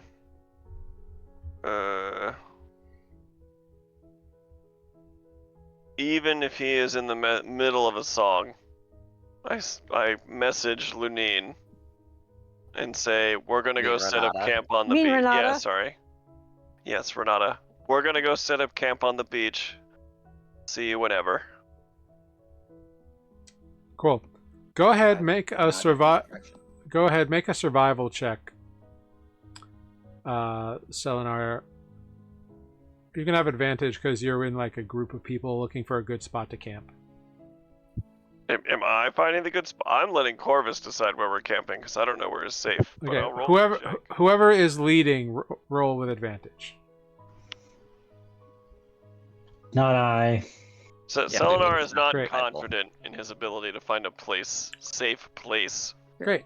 surrounded in Thieve World 2025. You find a spot set away from, any buildings or structures, kind of up from the beach. It's sandy, but it's not like on sand. And it's pretty cleared out. Like there's enough room to set up the 3 tents and some trees for some hammock stuff.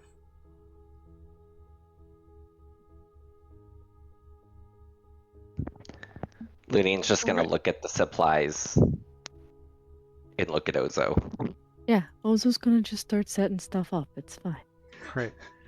And we'll set up a watch. The Everything's subjugation fine. has begun. Yeah. Okay. Great. So you set up your little camp, I'm and gonna set stuff up.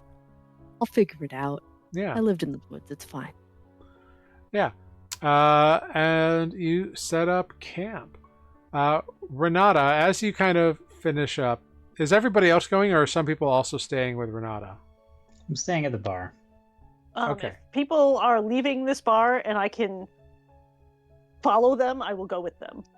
Would I have known that Andra was in the middle of a bunch of taller people, or did I just not see Andra at all? You didn't notice her at first, but once you kind of all gathered up, like she made her way over to you. Oh, okay. Yeah. Then I would have either messaged or told you what we were doing. So you're not left behind if you don't want to be. Andra, are you trying to be unobtrusive at the moment? Oh, yes. Go ahead, make another stealth check for me. Awesome. I'm so good at this, you guys. 13. Okay, great. Cool. Yeah, you head out with your allies, and head out that way. You and your buddies. Great. Everybody who is staying in the bar, go ahead, make perception checks.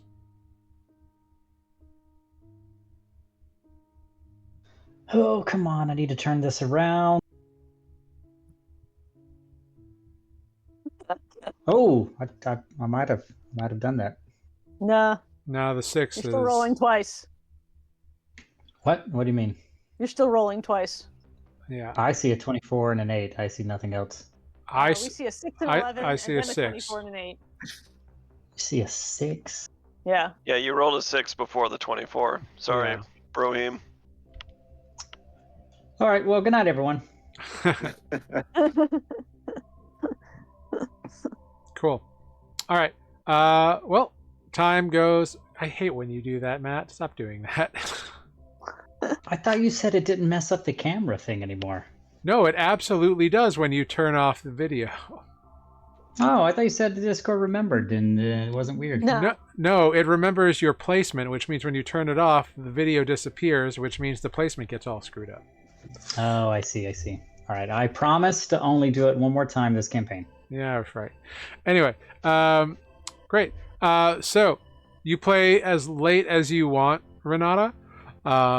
People are having a good time. It gets a little rowdy, but nothing ever like comes to violence. It seems like the burly bodyguards are well known for their efficiency for Skull here. But eventually you make your way to your campsite.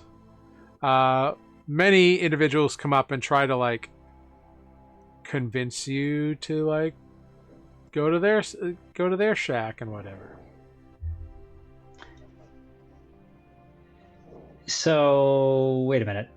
Yeah. He finishes the set, and then what? Does he know that Andra and I have stayed behind? I have Was he not. just- Andra's gone. Yeah. Oh, so it's just me. I think It's just me. you. All right. Yeah. I mean, I was kind of hoping to approach him, if I'm being It's honest. your turn but- to watch him. Yeah, you can do that. Well, if he's got fans, I get it. I'll wait my turn. Yeah, you And then I'll- you approach Renata. It's fine. Did the shandies pay off? Corvus! Hey, I'm sorry. I I'm sure at left this for- point I've been drinking a lot, right? As much as you wanted to, yeah. I Yeah. can only imagine. Great. Make a Constitution saving throw.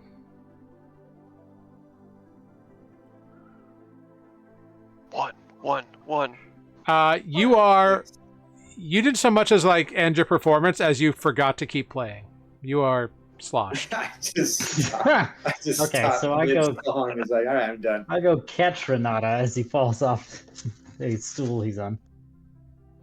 Wow, that seemed to went well. Oh, absolutely. Look at this place. It is hopping. Yeah, I made it hop. I'm Party pretty hopper. impressed. I'm sorry that we left for a bit, but I wanted to come back before the end.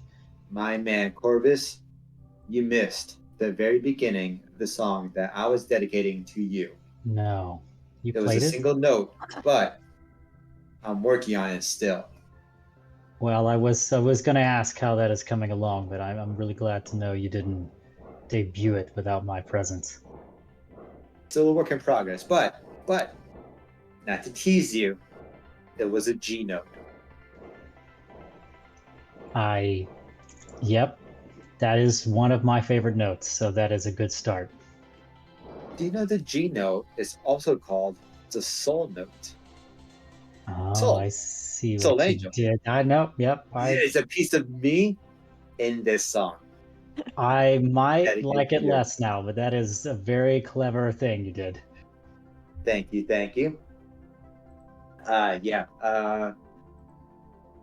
This brain works in mysterious ways. What can I say? What time is it? Where is everyone? Well, it is. I think they've gone to go camp. I'm not entirely sure if the elf Stop put right a there. message. Guess who I saw? Guess who I saw? I'll never guess. Yeah, you're right. You won't. And technically, I don't know who it is, but I know what they look like. They sort of look like Selenar. What? But it wasn't Selenar? It was a Selenar, but definitely pointy ears. Oh. And it wasn't Lunine. Did they have the Not Lunine either. no antlers? Okay. How many drinks in were we when we think we saw the other Selenar? Oh, this was fairly early. Yeah, early in my set, I would say. Here? Stuck around. You know, he had a presence about him. Had to keep note on whereabouts, but eventually he left. Oh, That's interesting. my story.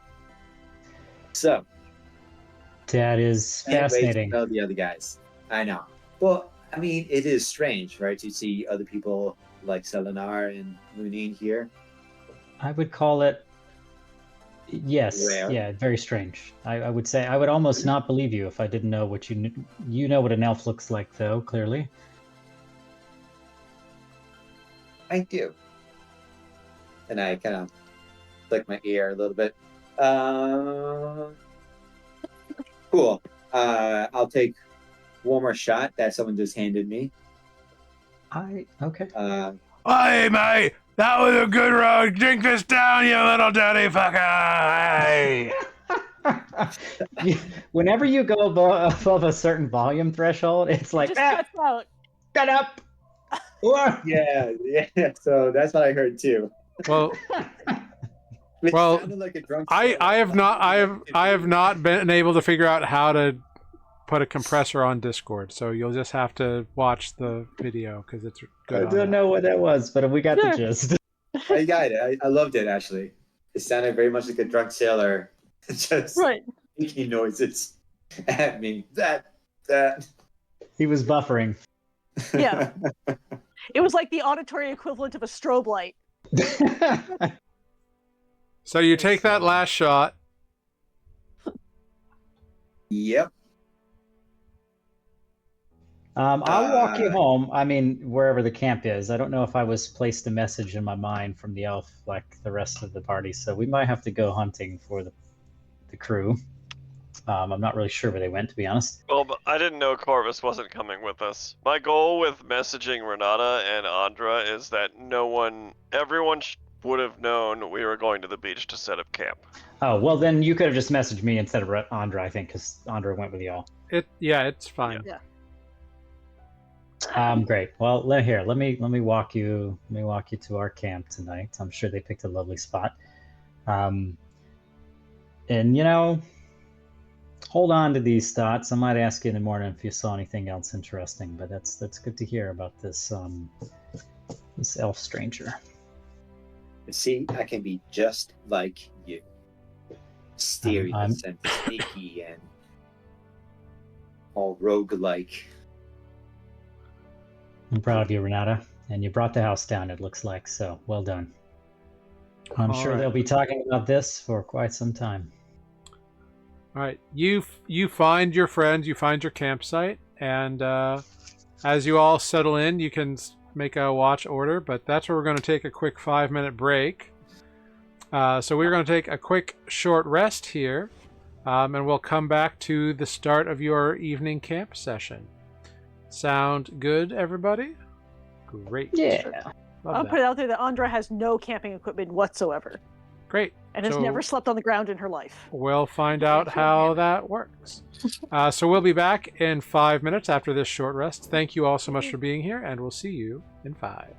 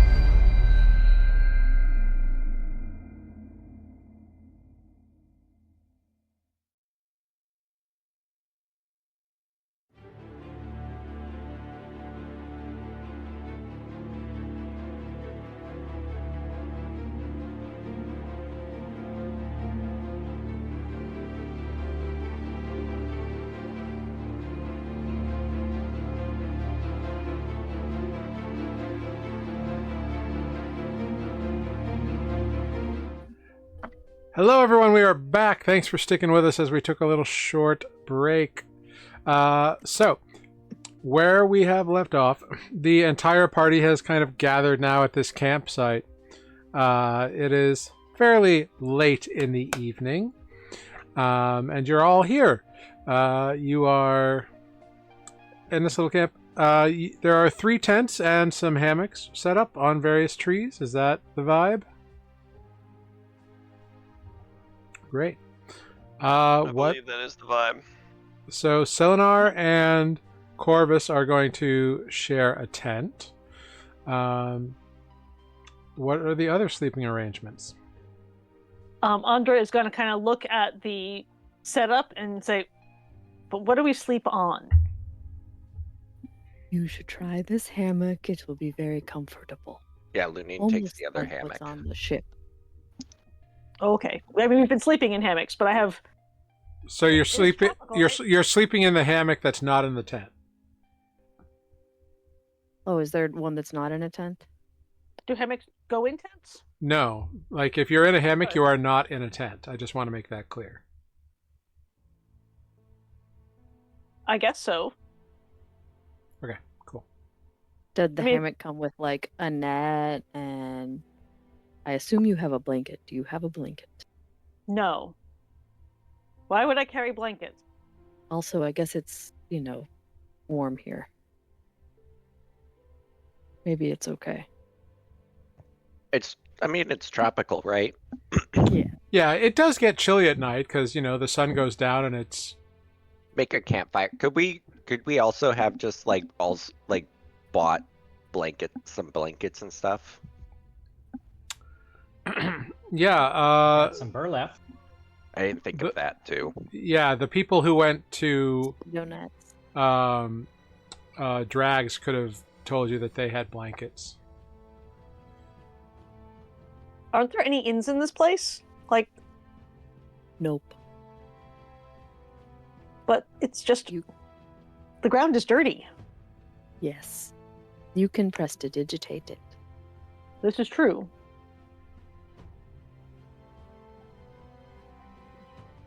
Andrew just kind of looks on in confusion and vague horror that this is a good idea. Ozo will do their best to make it,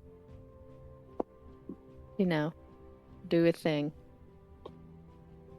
So we just sleep out here in the open? What if robbers set take upon us in the night? turns watching.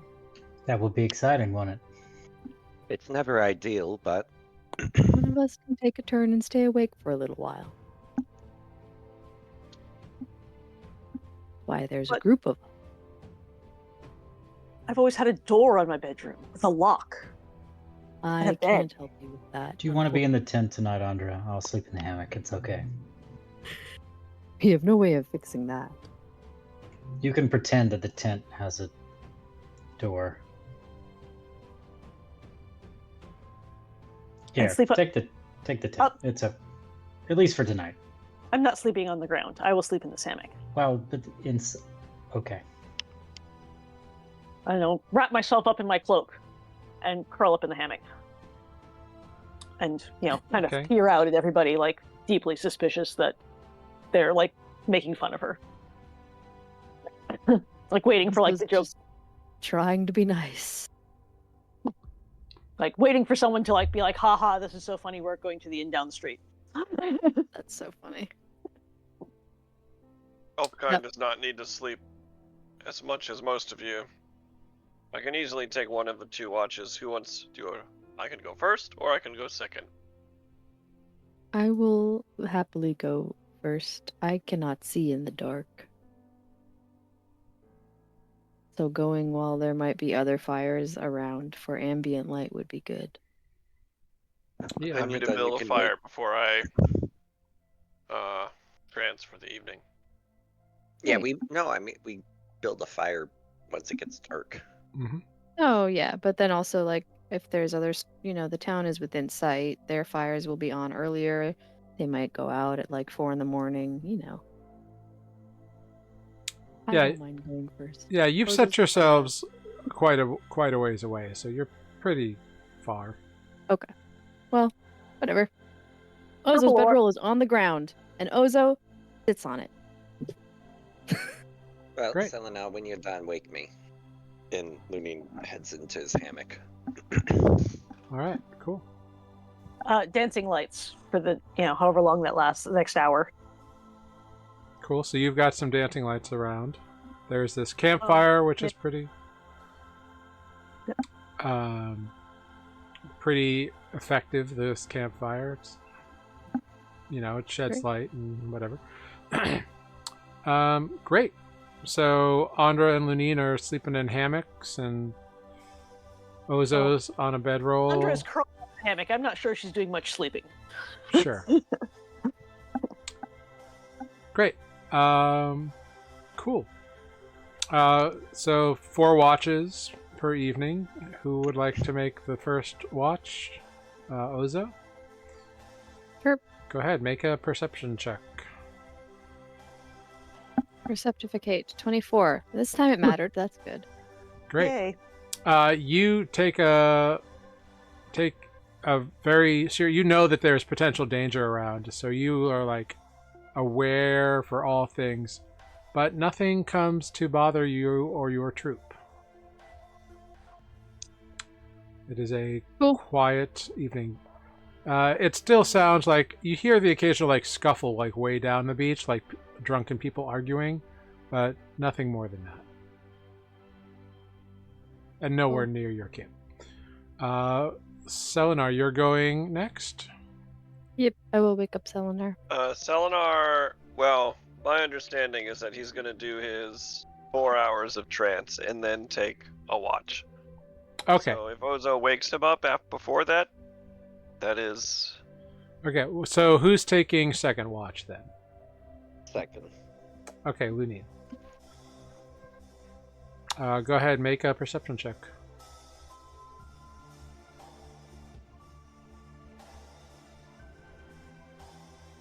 $19. Great. Yeah, it seems quiet. Like during your watch, like any noise or ruckus kind of dies down. You get the sense that people have like drunk themselves to sleep. It is not a very active town. And it's mostly people like just wasting time here. Not so much. People aren't building lives here. You know what I mean? Yeah. Cool. Great. So you can wake up whoever is third watch. So then I'll wake up Selenar. Great. Selenar, go ahead. Make a perception check. He builds the fire back up right away, too. If it has smoldered down, he redoes it. Whether or not that helps or not. It does. It makes it go from disadvantage to advantage, or to straight roll, so. Well, 25. Wonderful. Yeah, Selenar, it is quiet out here. You hear like the lapping of waves, the breeze of ocean air that's very different to what it was like on the ship. It's more earthy, but also salty. And it's warm, but like when the breeze comes through, there's a chill in it as it comes off the ocean, like up from the beach. Feels like home. Yeah, it is interesting. Very different flora and fauna as far as you can tell. You can hear animals like deeper in the jungle that you are unsure what they are, but they sound like cawing or skittering or hooting maybe, or something like that. It's kind of deep throaty noises. Throaty. But yeah, who will you? So Yeah, during this, a watch is 2 hours, right? yeah, more or less. Doing- Yeah. Yeah, okay, so during this time, I've got this book called A Modern Interpretation of Ancient Ruins. He's reading that by firelight. Okay. And especially trying to find any connection to the Green Temple Whether or not that exists or not is up to you. Make an But investigation check he. Okay. as you read your book. Okay. Not a lot about green temples on desert islands at the moment. Seems rather niche. So elves only need to trance for 4 hours a night, so I assume he's doesn't need to trance anymore, at which point he would not wake anybody up for the 4th watch. He would just Okay. keep it on. Yeah, that's totally fair. Go ahead, make another perception check for the second half of your elongated watch. Yeah, no issues, nothing crazy comes by. It's a nice, cool night. Well done. The sun begins to rise, which lights the area. People wake up because the sun is in your face. And you all have completed a long rest. You set about your daily preparations. What would you all like to do? Now that I've sobered up a bit, I should probably mention the elf I saw. Renata, make a Constitution saving throw. Sobered up. Okay, Slightly better. you've sobered up. It was a DC 5 to see if you'd sobered up. Oh, thank God. Okay. You're still a little rough, but you're sober. But yeah, so I'll approach Selenar and Lunine and say, hey, there's a third one on the island that looks like you two guys. What do you mean? Handsome. Tall, lanky, pointy Oh, ears. someone of elvish descent. Ah, yeah, that's a nice way of putting it. Which, just as a reminder, they were not tall. They were actually fairly short. I thought you said they were tall. Baby. They were slender and slight of frame and had long, elegant fingers. Oh, maybe it was the long fingers I remembered. Yeah. Sorry. Doesn't matter. Andrew didn't see them. But just But, because yeah, Renata would know that. I saw this person come in, sat down. I'm gonna say they loved my music. That's just a general feeling. And then they got up and left. But I just thought you guys should know. Interesting. Sure to keep an eye out. Not a whole lot of us around, I'd say.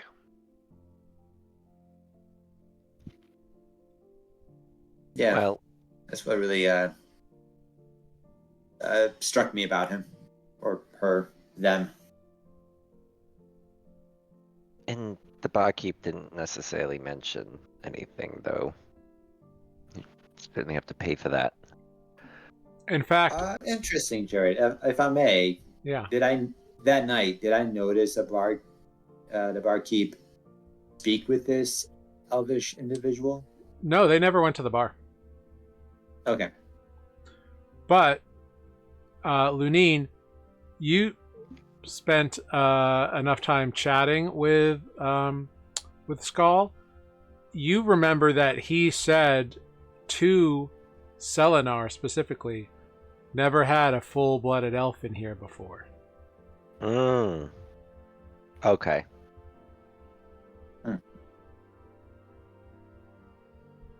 Well, he said he's never had a full-blooded elf in the establishment, so maybe they're like you. Some sort of half elf, half something else. Maybe. If I see them again, I'll point them out, but I just thought it was interesting. Yeah, worthy of note for sure. I assume today we're going to head off to the cenote, or at least in the direction of. Is that? It's in the direction of thoughts? both and then splits. Yeah, Yes, but it's and a then- couple days walk for either, right? But we're Mhm. going in that way. cenote. Yeah.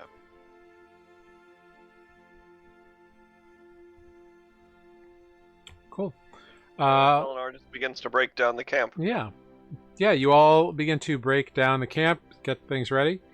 So the way this is going to work is you're going to make survival checks to stay on track. Whoever wants to can lead. If you're trained in it, you can roll it. Or if two people are trained, one person can have advantage. Not trained, Perhaps Not trained. oddly enough. Is anyone trained in Selenar's survival? Selenar's trained. Or Cool. can you train Um, because of my Sure. But Selenar and Corvus are both trained. Before we leave I can do town, it. I didn't think about this yesterday, but perhaps we should go back to Drags and try to find a map of the area. They can't help you. There is none. There's yeah. no maps. From the lengthy conversation I had with the map maker of the ship that we arrived here on, I would confidently say to the party, no map exists of this area. Andra would certainly attempt to acquire some bedrolls and a bedroll and or some pillows or something to Sure. improve we want to her. make a Drags trip anyway on the way out of town. Easy enough to do. You you make your way back that way, and you can get some bedrolls. They are. Let me see here. Oh, I hate it. Bonk. Yeah, for 1 gold and 2 silver, you can get a bedroll. Definitely get a bedroll. 1 gold, 2 silver, you said? Mm-hmm. Done. Great. How about pillows? Do they have any nice cushions? No, they don't. And the bedroll is not like this amazing thing. It looks very basic, bare bones. It's got patches. Like it's been made out of multiple materials without any care for aesthetic. Andra is very much not impressed. Yeah, fair.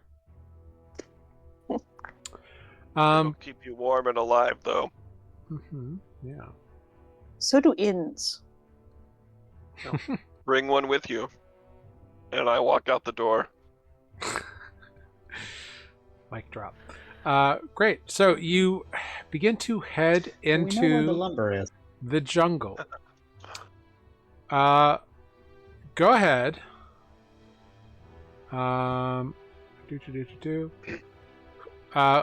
Whoever is trained and wants to make this first check foray, go ahead and do so. The other one who's trained will grant you advantage on this check. I'd say you should lead Druid, and I will grant you advantage if you see fit. I clicked it.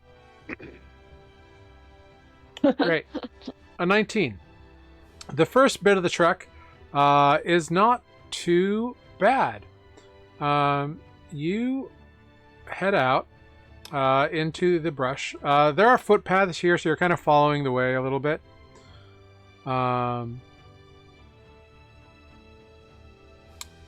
And you make your way towards that way. Heading kind of mostly south and before the area splits off. You're going to be a couple of days on this trek here. Rolling out, you make your way through like this dense leafy area, kind of leaving the footpaths behind after the early morning. It doesn't take too long where you are like actively like having to mush big leafy fronds out of the way, step over root systems, ignore brambles and all that kind of stuff. It looks like it's trodden but it is not like maintained, if that makes sense. Like nobody's like going out here and like hacking the trail down or anything like that. But you make your way. Everybody go ahead. Give me a perception check. Everybody go for it. Because you're all kind of like looking around, being active in this moment. Oh, finally. Nope. Perception check. Nah. Nope. Cool. I'm Oh, still yeah. trying to not trip over our own feet and wondering where we're stopping for lunch. Oh, did you roll in that one too? I rolled a 4. Oh. I am not wise. Somehow your nat 1 is still higher than her. Yep. Well, great. So as you begin to travel, everybody go ahead. Give me a wisdom saving throw, please. Oh dear. Oh no. Wisdom savings. Not one of my strong ones. Jeez Louise. Exhibit A. Oh. Well, it's Someone got above a 10. That's exciting. Yep. Great. the same modifier, so my bad. But Uh, No, I mean, it says wisdom. It looks like you rolled. Says a- wisdom. you- it wasn't saving throw, but there's Oh. no so yeah, there's no Couldn't take it modifier. So you all are walking along, and suddenly, Lunine, all of your friends begin moving in random directions, tripping over roots, laughing, having a good time as they are like laughing and kind of like wandering off and splattering, and they're like bumping into stuff and each other. It's like they are drunk and euphoric. Sweet. Go ahead, make a. And when this happens, Lunine, make a perception check. –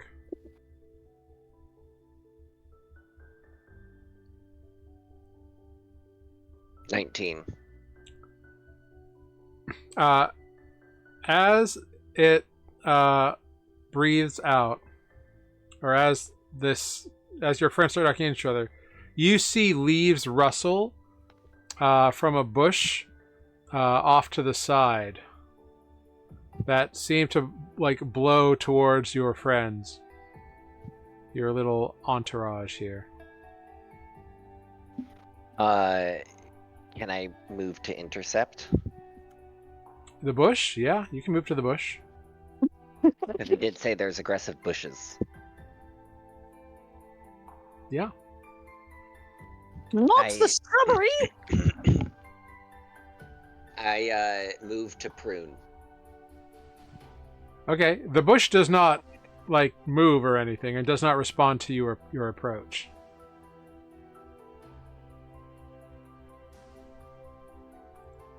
Wait, you said there was a wind blowing in that from the bush? It looked like the leaves on the bush like blew towards your group. Like How they tall is this bush? It's only about like 3 or 4 feet tall. I don't see anything behind the bush. You move through the bush, and what you see, sort of hiding amongst some green vegetation, is a very small little draconic individual creature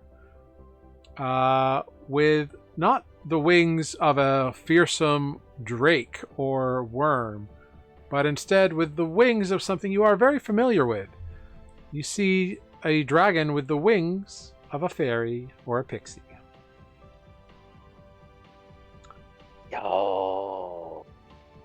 And it's kind of like an orangey red color to its scales, and it kind of like turns its head and its eyes go wide. I try to, I hold my hand out and try to approach it slowly. Make Animal handling? no, make a persuasion check. Can I also just like say in Sylvan, like, be calm?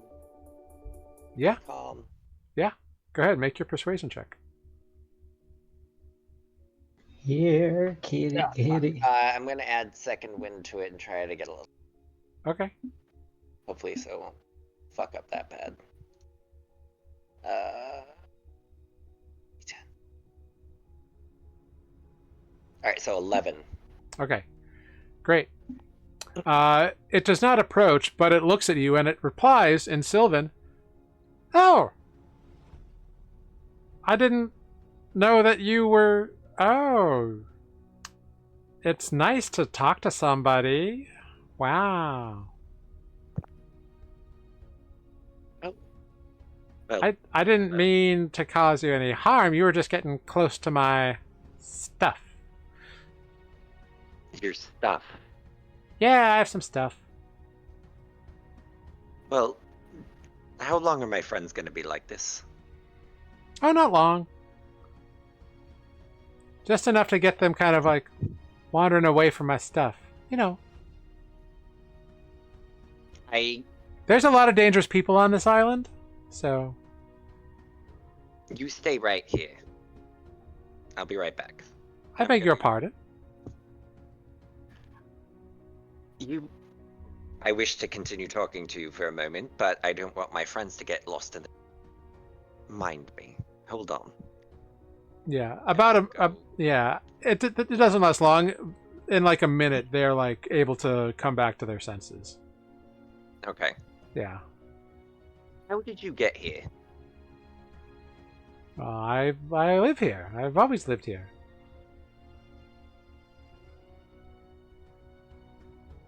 How did you get here? That's a long Well, you see, story. And how do you speak the tongue of the forest? Because that's where I'm from. What forest? well, he's not from the forest. Are we The here yet? Moonlit We're not. Grove. Oh, I don't know that. An arm of the Great Hunt. Sounds impressive. So, you just live out in this jungle? Yeah, I've lived here for about, 200 years. Change neighborhoods every once in a while, but, Well, It's a nice jungle. we're kind of trekking through here, and we're not from this area. Maybe you could guide us through here if you know this jungle pretty well? Where are you going? Trying to find a cenote, I think it's called. Oh! Ground. Yeah. There's a guy who lives there. He's a friend. But his friend is very nice. I like her. She's fun. Yeah, we're trying to pay them a visit. I need to ask him some questions. Do you mind guiding us there? Well, I don't know. Make a persuasion check.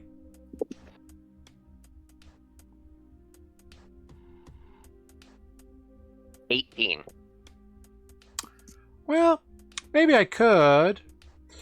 But how will you appease me? Well, I can talk to you for one thing. Yeah, but I don't get to keep that after you're gone. Well, why don't you stay with us? At least while we're on the island. And if you like us, you can stay longer. You can bring your things. But then I'm giving you my presents.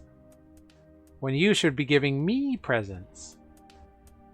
Oh, I mean, I'm sure we'll find lots of things on a journey. Not to the cenote. But around. You also get to be in the acquaintance of a marquis. It's like little wings flutter up, and it kind of like flutters up and like kind of like looks you in the eye. It's like Marquis sounds like a very not dragon thing. Sounds like bullshit, doesn't it? I'm You speak nobility. Sylvan?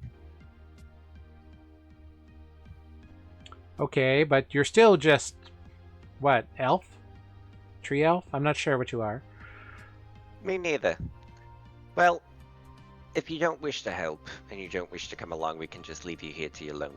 Oh, I'll come. I'll show you the way. But you know, never do anything for free. Well, if you can think of something, What do you got? see something you want. I don't know. What do you want? You don't know what you have? I know everything that I have. Okay. I mean, I don't know what's in my friend's pockets. I know it's in my pockets, and most of it, I don't know if you particularly care for it, or you can carry it. Yeah, Well- he likes people to do that. What do you have in your pockets? Pockets are an interesting thing. I see people put all kinds of stuff in them. Gold, weapons, I'll take gold. supplies. We can work a deal out. Too easy. How much gold? More than you weigh. I don't know. I'm pretty big for my size. I'm all muscle. Oh, I'm sure I can more than cover your cost. How big are your gold? I'll pull out a gold piece and show it to him. 2 of those, and I'll show you the cenote. I'll pull out a second one. And then I'll sleight of hand to make it look like it splits into a third one. Make a sleight of hand check. I'm curious, how does that work? Messing with the little dragon now. Nope, 9. You fumble and drop the 3 coins. And he dives for them and picks them up and says, "So you want to give me 3? Okay, I'll show you where the cenote is." And he's like hovering on his little fairy wings, and he's got 1 coin in 3 of his claws. So he's like having a good time. Says, "I'll be right back." And he kind of like, and he turns invisible or vanishes from your sight. You assume he turns invisible. And about 7 minutes later, he comes back. Whoop. Okay. Without the gold coins. Very well. I will take you to the cenote. Do any of your Does anybody else speak Sylvan, by the way? I offered to teach Renata, but he passed me up. Great. Nah. He's writing Yeah, I a was song just for me. thinking, Thank you Great. very much. So Get in line. you all see, after a while, Lunine comes out with this kind of orange-scaled dragon with little fairy wings. And he's just talking to it in this weird kind of like flowy, natural-sounding language. Not like primordial or anything like that, but just this like weird language. Yep. Not surprised. What's going on? Ozo there? just looked politely interested the entire time. We make a friend. So, what is your name, by the way? Xeraxius Murdaxius Barbaxius. Did that sound flowing and flowery? Yeah. Well, do you have a nickname? Because that is long. Xerax? You can call me Xerxby. Alright. Guys, this is Dirksby. He's the one that made you feel weird a bit ago. Hello. Xerxby? Seems Sure. friendly now. Yeah, we were just getting close to his things. But, he's going to show us where the cenote is. Well, pass our thanks. Okay. Can you also tell us where we can stop for lunch? Corvus Looney's looks at just gonna Andra. turn and roll his eyes at Andra. I ain't never been in the wilderness before. I was a city girl. Ozo is gonna just trail behind and like offer like, oh, would you like to try this ration? Or, like just quietly like offer things up. Yeah, if anything you offer, this little fairy dragon looking thing like flutters down and like sniffs at and nibbles and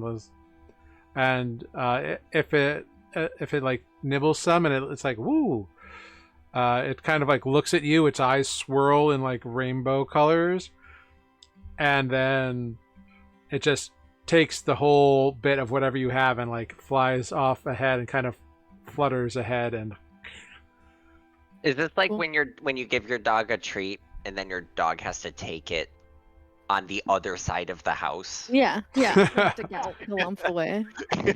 That's my favorite thing that my dog does. Xerxby stays kind of like in your general vicinity, but he does like pop in and out of sight from time to time. Fair. I will offer him some slightly rotted at this point purple and orange mushrooms that taste terrible. Oh dear. He takes one whiff at it and flies as far away from you as possible. Flutters over to Lenine. Why does that one carry around horrible frick mushrooms? Frick. That one, she's strange. She likes dead things. Oh, like Trast. You tell. Is Trast dead? Trast likes dead things. I mean, Is that the man in the pyramid? Speaking insulin. yeah. Explain. How does he like dead things? I don't know. Hangs out with a lot of them, He controls them. I guess. I don't know. Maybe not. There's a lot that live in his little. There's a lot that live in his pyramid that he put up there a few years back.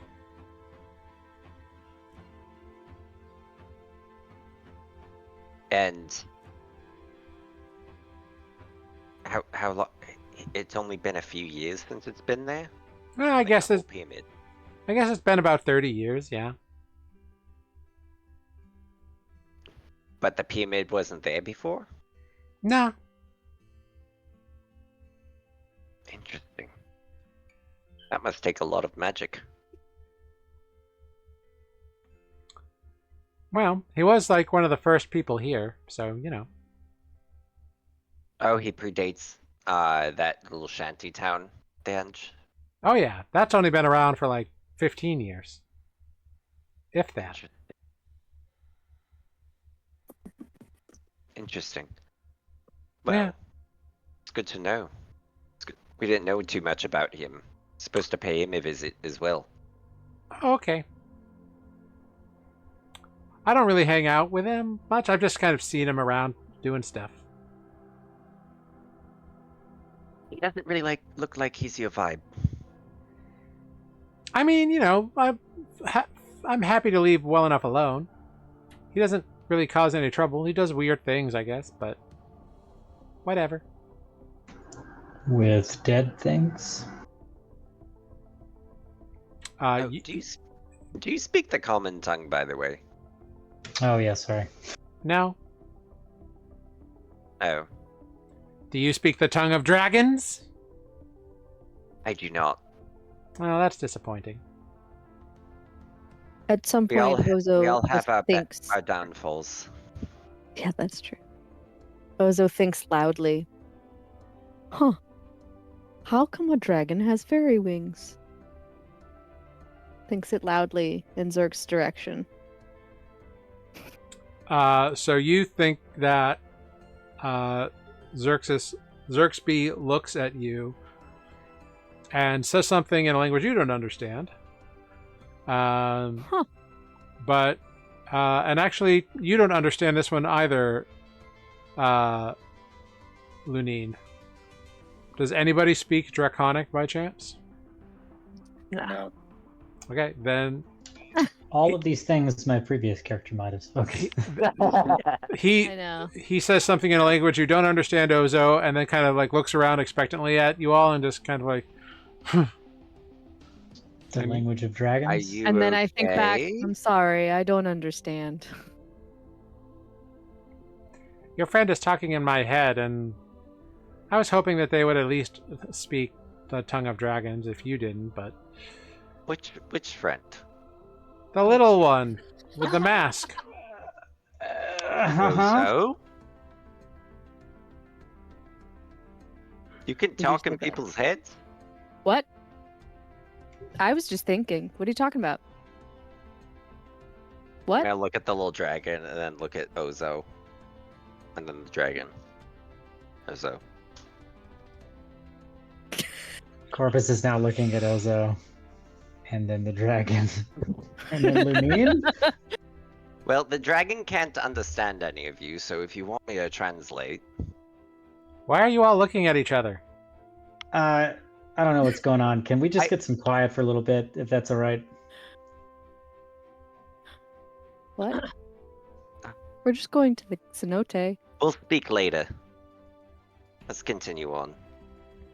And Lunine, as we're walking, will tell them what the Xerxby said about the necromancer. Possible. Alleged.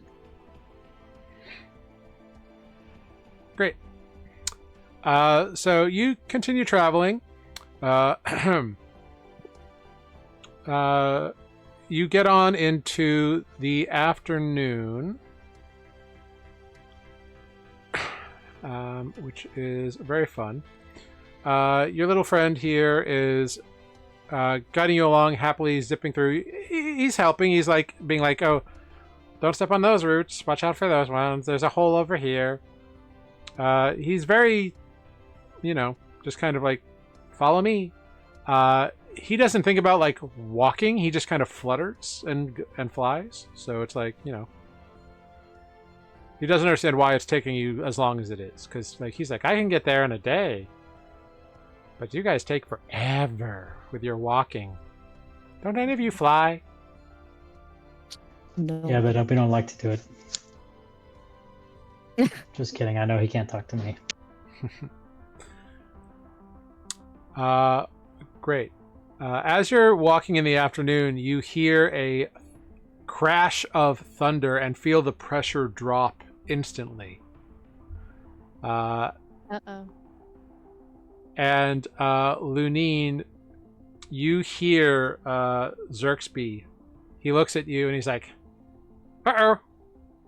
Rainstorm. Grab onto something." And he disappears and flutters into a tree, or well, you don't know where he flutters, but he flutters somewhere. Guys, he said hold on to something. Rainstorm? Shouldn't we go inside? Hold on. You go inside where? Rain begins to pour with a crash of thunder and lightning. Oh man. You are... rain pours down, and then you all begin to hear whooshing noises. Whoosh, whoosh. And it is not the sound of air, it is the sound of water, as you are all caught in a flash flood from this torrential rain. Everybody, please make a strength saving throw. I was hoping you great would at ask. these. Oh, that Oh, doesn't We are suck. a Actually, it very wasn't bad strong at all. group, all of us. Oh no, I'm washed away. Oh no. I really hope the DC was 10. Okay, Renata, Corvus, Selenar, and Lunine, you are all swept away by the flood, knocked prone on your feet, and you each take 4 bludgeoning damage and 1 cold damage as you tumble ass over tea kettle in against the roots and rocks and bushes and tree trunks, and are just battered by this like 3-foot flood, but it's powerful. And before you're able to like catch on to something and kind of gain your feet, and within 10 minutes, the flood recedes, presumably out to the ocean, or to other low-lying areas, as pools of water are just kind of like in the pathway now. This all took place over the course of about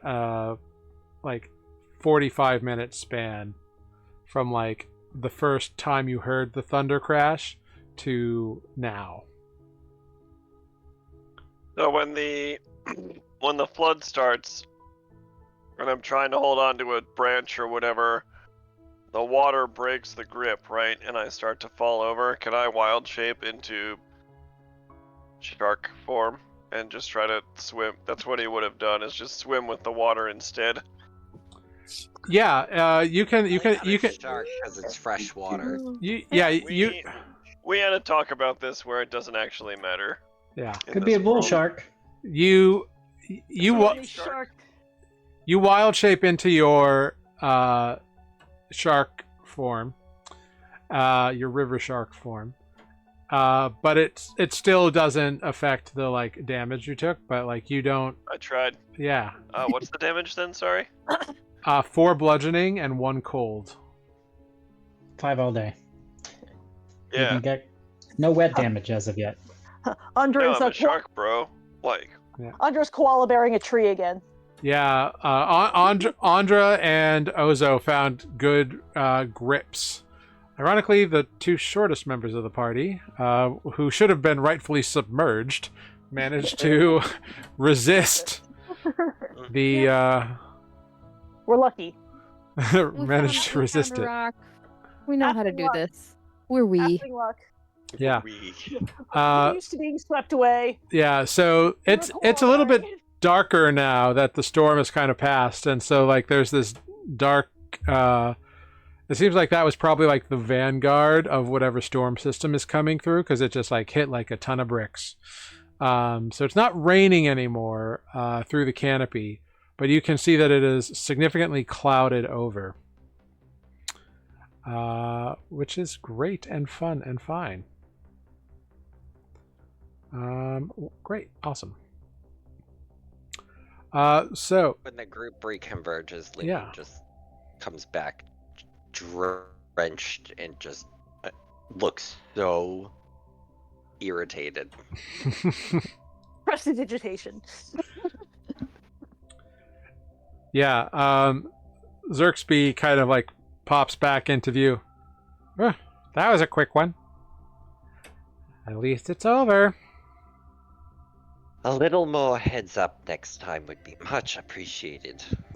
Do you say Hey. that in English or Sylvan? I told you is yeah, he doesn't speak common, so he doesn't. Oh, right.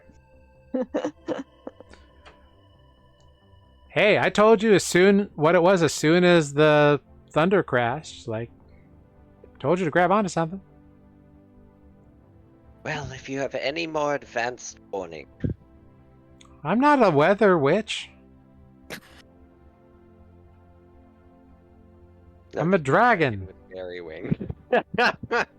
That's right. I am a powerful dragon. Respect me. Oh, I respect you with great reverence. As well you should. All right. Cenote? Please. Okay, follow me. Google that. Flitter. Yeah, I honestly had to look that up. I had no idea what that is. Oh. Cenotes are dope. Note? They're really cool. Like Oh, a yeah. collapsed. They For our used to- million viewers, it's a collapsed cave that fills with water, and you can like swim in them and jump off the It's like edge. it's and usually people like used super. to throw gold and humans. Yep, Yeah. There's a It's, like, lot of them super on the clear. Yucatan Peninsula. there are. like super They're clear cool. fresh water. Thousands of them. Yeah. They are Okay, fun to swim cool. in. I have swum in one. They are fun to swim in. Sounded Agreed. like a culinary dish, not gonna lie. They're fun to rope Excellent. swing off the cliff into, like a tash. or zip line over and let go and fall into. Also dope. Indeed. Coolio. Corvus Alright. is also masking the fact that You- he doesn't know what a cenote is. You travel the rest of the day without issue. And you can set up a tent or whatever for the evening. Yes, let's try Nope. to find a high This may or ground. may not dry become spot. relevant given our weather woes, but Orvis has a waterproof or a waterproofed burlap that is going on top of our tent. Yeah. Andra is definitely putting the hammock above where the flash flood level was earlier. Sure. You might have to ask like Lunine or someone to do it. As the koala Yeah. climbs, how high Try does to this find a hammock rock go? you can jump up. Yeah. Someone give me a hand with this thing. Lunine will. Lunine passes just a dead body's hand Thanks. from your bag. It's my component pouch. I don't think I have any. I don't think I have any hands. Oh wait, I do have a hand. Yeah, don't you? I wrote that down. Oh, I think. was just winging it. as you put your other hand back in your bag, you notice something, Andra. That feather that you got is missing. Which feather? I have a falcon feather and an owl feather. Yes, the falcon feather is missing. Missing? Yep. Did anyone see a feather? I lost Like- a feather. Like recently? Yes. In the flood, maybe? Does that what you think you I'm lost going to it? turn and glare at Lunine, who has just handed me something else from my bag. What? Have you seen a feather? No, aside from the ones that are No. flying around on the birds. There was a feather in this bag. You've been digging around in no, my bag. you said you wanted a hand, so I grabbed you your dead hand. I'll look around on the ground and see if he knocked the feather out in that process. Make an investigation check. 22. Very good. No sign of your feather. Holy shit! Did it fall out in the flood? But you were up a tree. Can you ask your little flitty friend there if he knows anything about my feather? It's a very important feather. Zixby, Yes. the little creepy one is asking about a feather. What about them? Does Zixby say Did which you one? take a feather out of her bag? I don't. No, I'm not a thief. Okay. He says he didn't do it. Did I or did I not negotiate fair compensation for guiding you to the cenote? You did. She just wants to know where the feather is, so I was just asking. He disappears.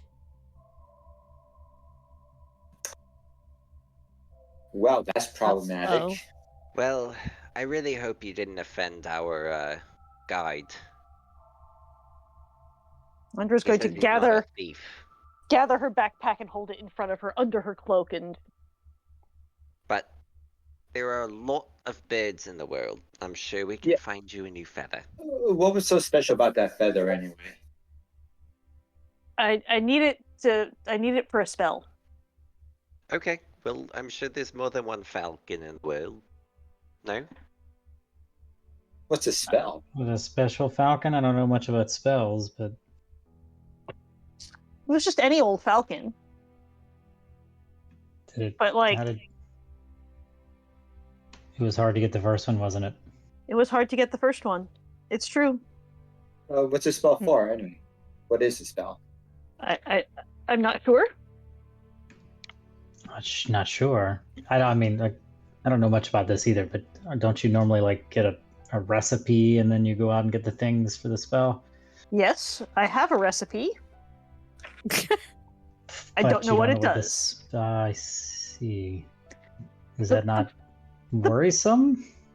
in You may some way? recall that some of my reading material was damaged by someone putting a small gremlin in it. Yeah, I do seem to recall that. I recall that, yeah. So you have the Sometimes. recipe, but not the title? True. That is unfortunate damage. I'm sorry, I'm not trying to laugh at your damage cookbook. Fine. I'm sure we'll find another one. Well, the next time I see a falcon, I'll give you a shout. I'm not quite sure how to catch one, if I'm being honest, but I don't need the whole bird, just the feather. fair enough.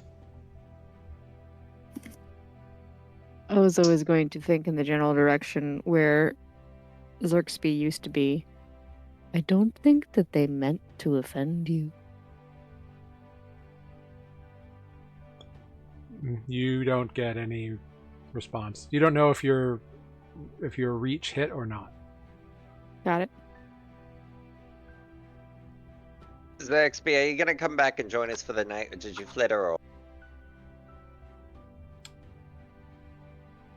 Or You hear like right next to your ear. I made a deal. okay, just wanted to know. I just had to make a point. Fair. I'm sorry, Xerxby! In common, so it can't understand me. She says she's sorry. Maybe she should learn a civilized language. They all could use that. Yeah. Never mind. I don't hear anything. I mean, this whole land seems uncivilized, but I'm offended that I don't that's know why I how like you it. offended me. That's fair. I feel as though I should be offended. I'm pretty sure this is offensive. Something about this. Can't put my finger on it. My Karen sense is tingling. I'm being marginalized. Help, I'm being repressed. Help, I'm being oppressed. That is what I was trying to think of. See the violence inherent in the system. Great. So you all make camp for this first evening. Go ahead, do some watches if you are so interested in doing so. take second yeah. again. Probably best off to be the first-ish. It is quite dark under this canopy, and I'm probably useless. Are you building a campfire? Oh yeah, fire every day, bro. All right, cool. So then, Safely.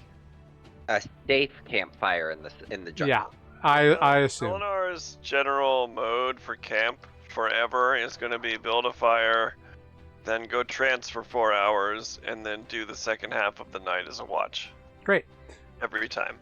All right. It's a pretty wet jungle at this point, too. Yeah, Not so- exactly Try anyway. Yeah, so you managed to get dried, or at least it's dry enough. Flash floods don't really penetrate like a riverbed does.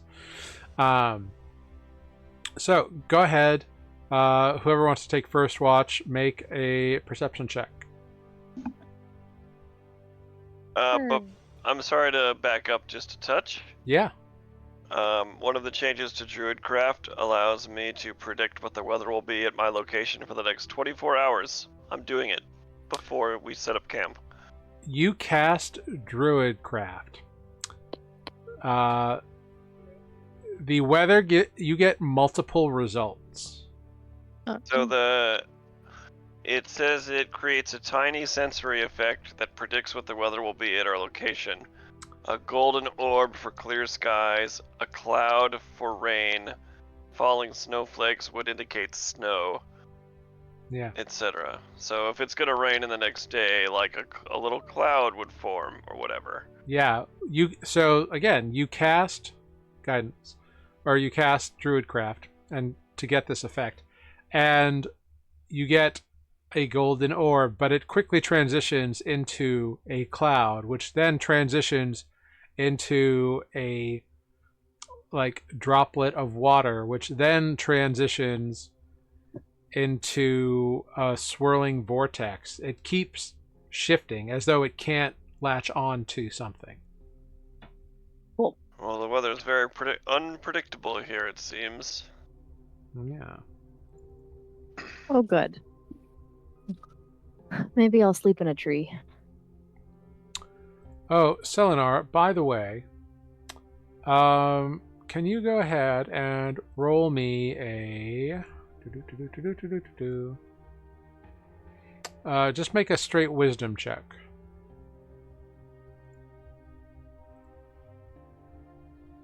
Dirty 20.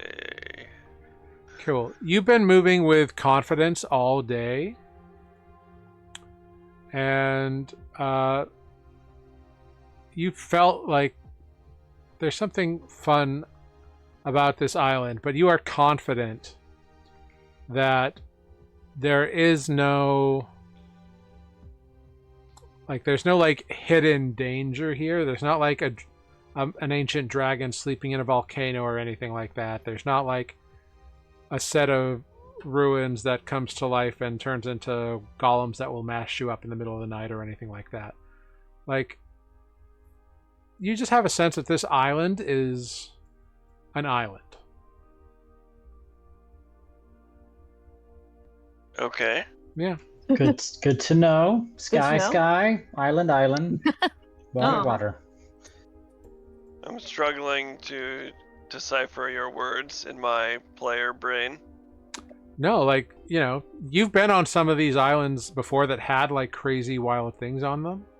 Like, there were ruins on that one with that crazy Feline carver guy. Sure, yeah. There were those, like, marauding orcs. There were, you know, there's been a variety of, like, weird things on these islands that do. And some of the, like, tiny islands will, like, flit around or move or something if they're not watched, maybe. Never really kind of got the gist on how that works or vibes. But this island just feels like a solid island. And that might be why you've been moving with confidence all day. Okay. Yeah. I internalize this feeling, but I don't really say anything about it. Yeah, why would you? Yeah, exactly. Yeah. Just build a campfire. Yep. And then you settle in. Who's going to take first watch? Play rock, paper, scissors with those for it. Okay. You were serious. Oh my god. I go Great, first you watch. go first. All right.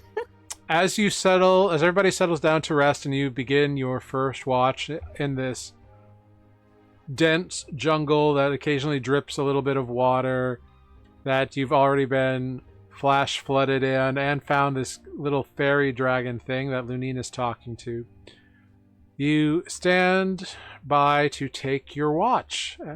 And that's where we will end tonight's session of Nuuli Forged, at the start of a long rest.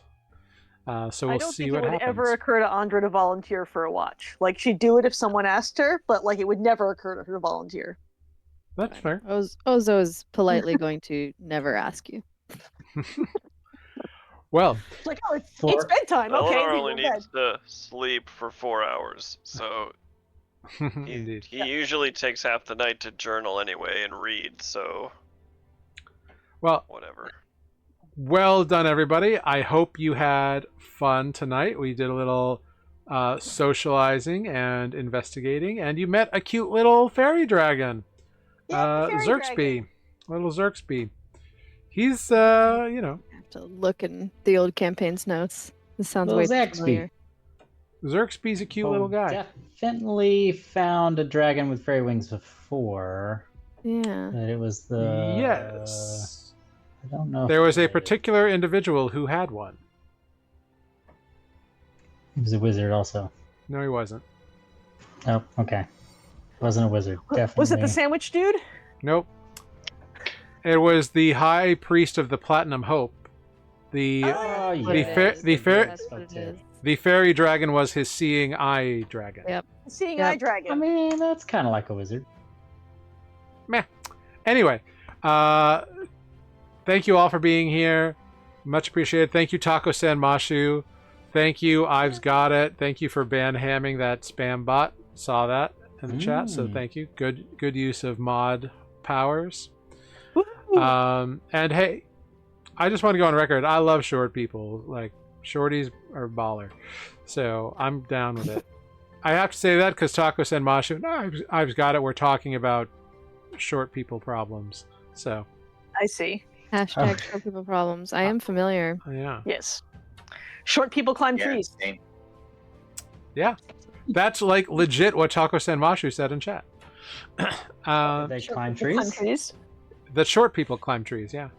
Yeah. Scientifically proven, in fact. Well, I mean, no reason why they wouldn't. But anyway, thank you all for being here. Thank you, players. Let's go around, say our goodbyes. I'll figure out who we're going to raid. Let's start with Selenar. Oh, hello. I am Jeff. I've been playing Selenar, and I will do it again next week. It will be a great time. You should come. There'll be cenote swimming. Wonderful. There will be. Thank you so much. Going up next, we got Renata. Hello, thanks for watching. I play Renata, Mike, and we'll catch you guys next week. Wonderful. Thank you so much. Ozo. Hello, Mozo and Amber, and yep, gonna keep pretending I can't speak with my brain next time. Oops. Chatty little thing, isn't it? Hey. You know, stuff happens. Character development. What's that? Wonderful. Thank you so much. Next up, we got Lunine. I'm Tanner, been playing Lumine. Yes. We'll see you next week. Bray will continue to do so, yeah. Yeah. And Corvus. Hello, I'm Matt. Been playing that weird thief, Corvus. I'm pretty sure that's what Lunine called me.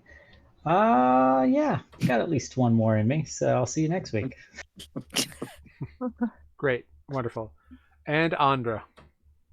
Hey, that's me. I'm Sarah. I've been playing Andra, who is really not down with this wilderness thing and would like to find the nearest hotel, and would also like to speak to your manager.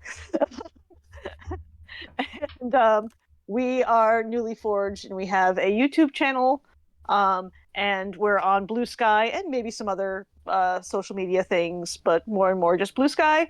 And you can watch our past episodes and even our previous campaign, where you too can see the priest of the Platinum Dragon with his seeing eye dragon, on our YouTube channel.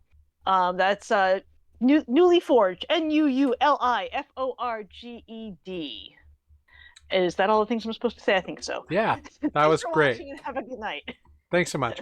And I've been Jared, the humble dungeon master here on Nuuli Forged. Hop in this raid. We're going to raid over to Quest Keep. They're playing some D&D about a door called Genitals. So What?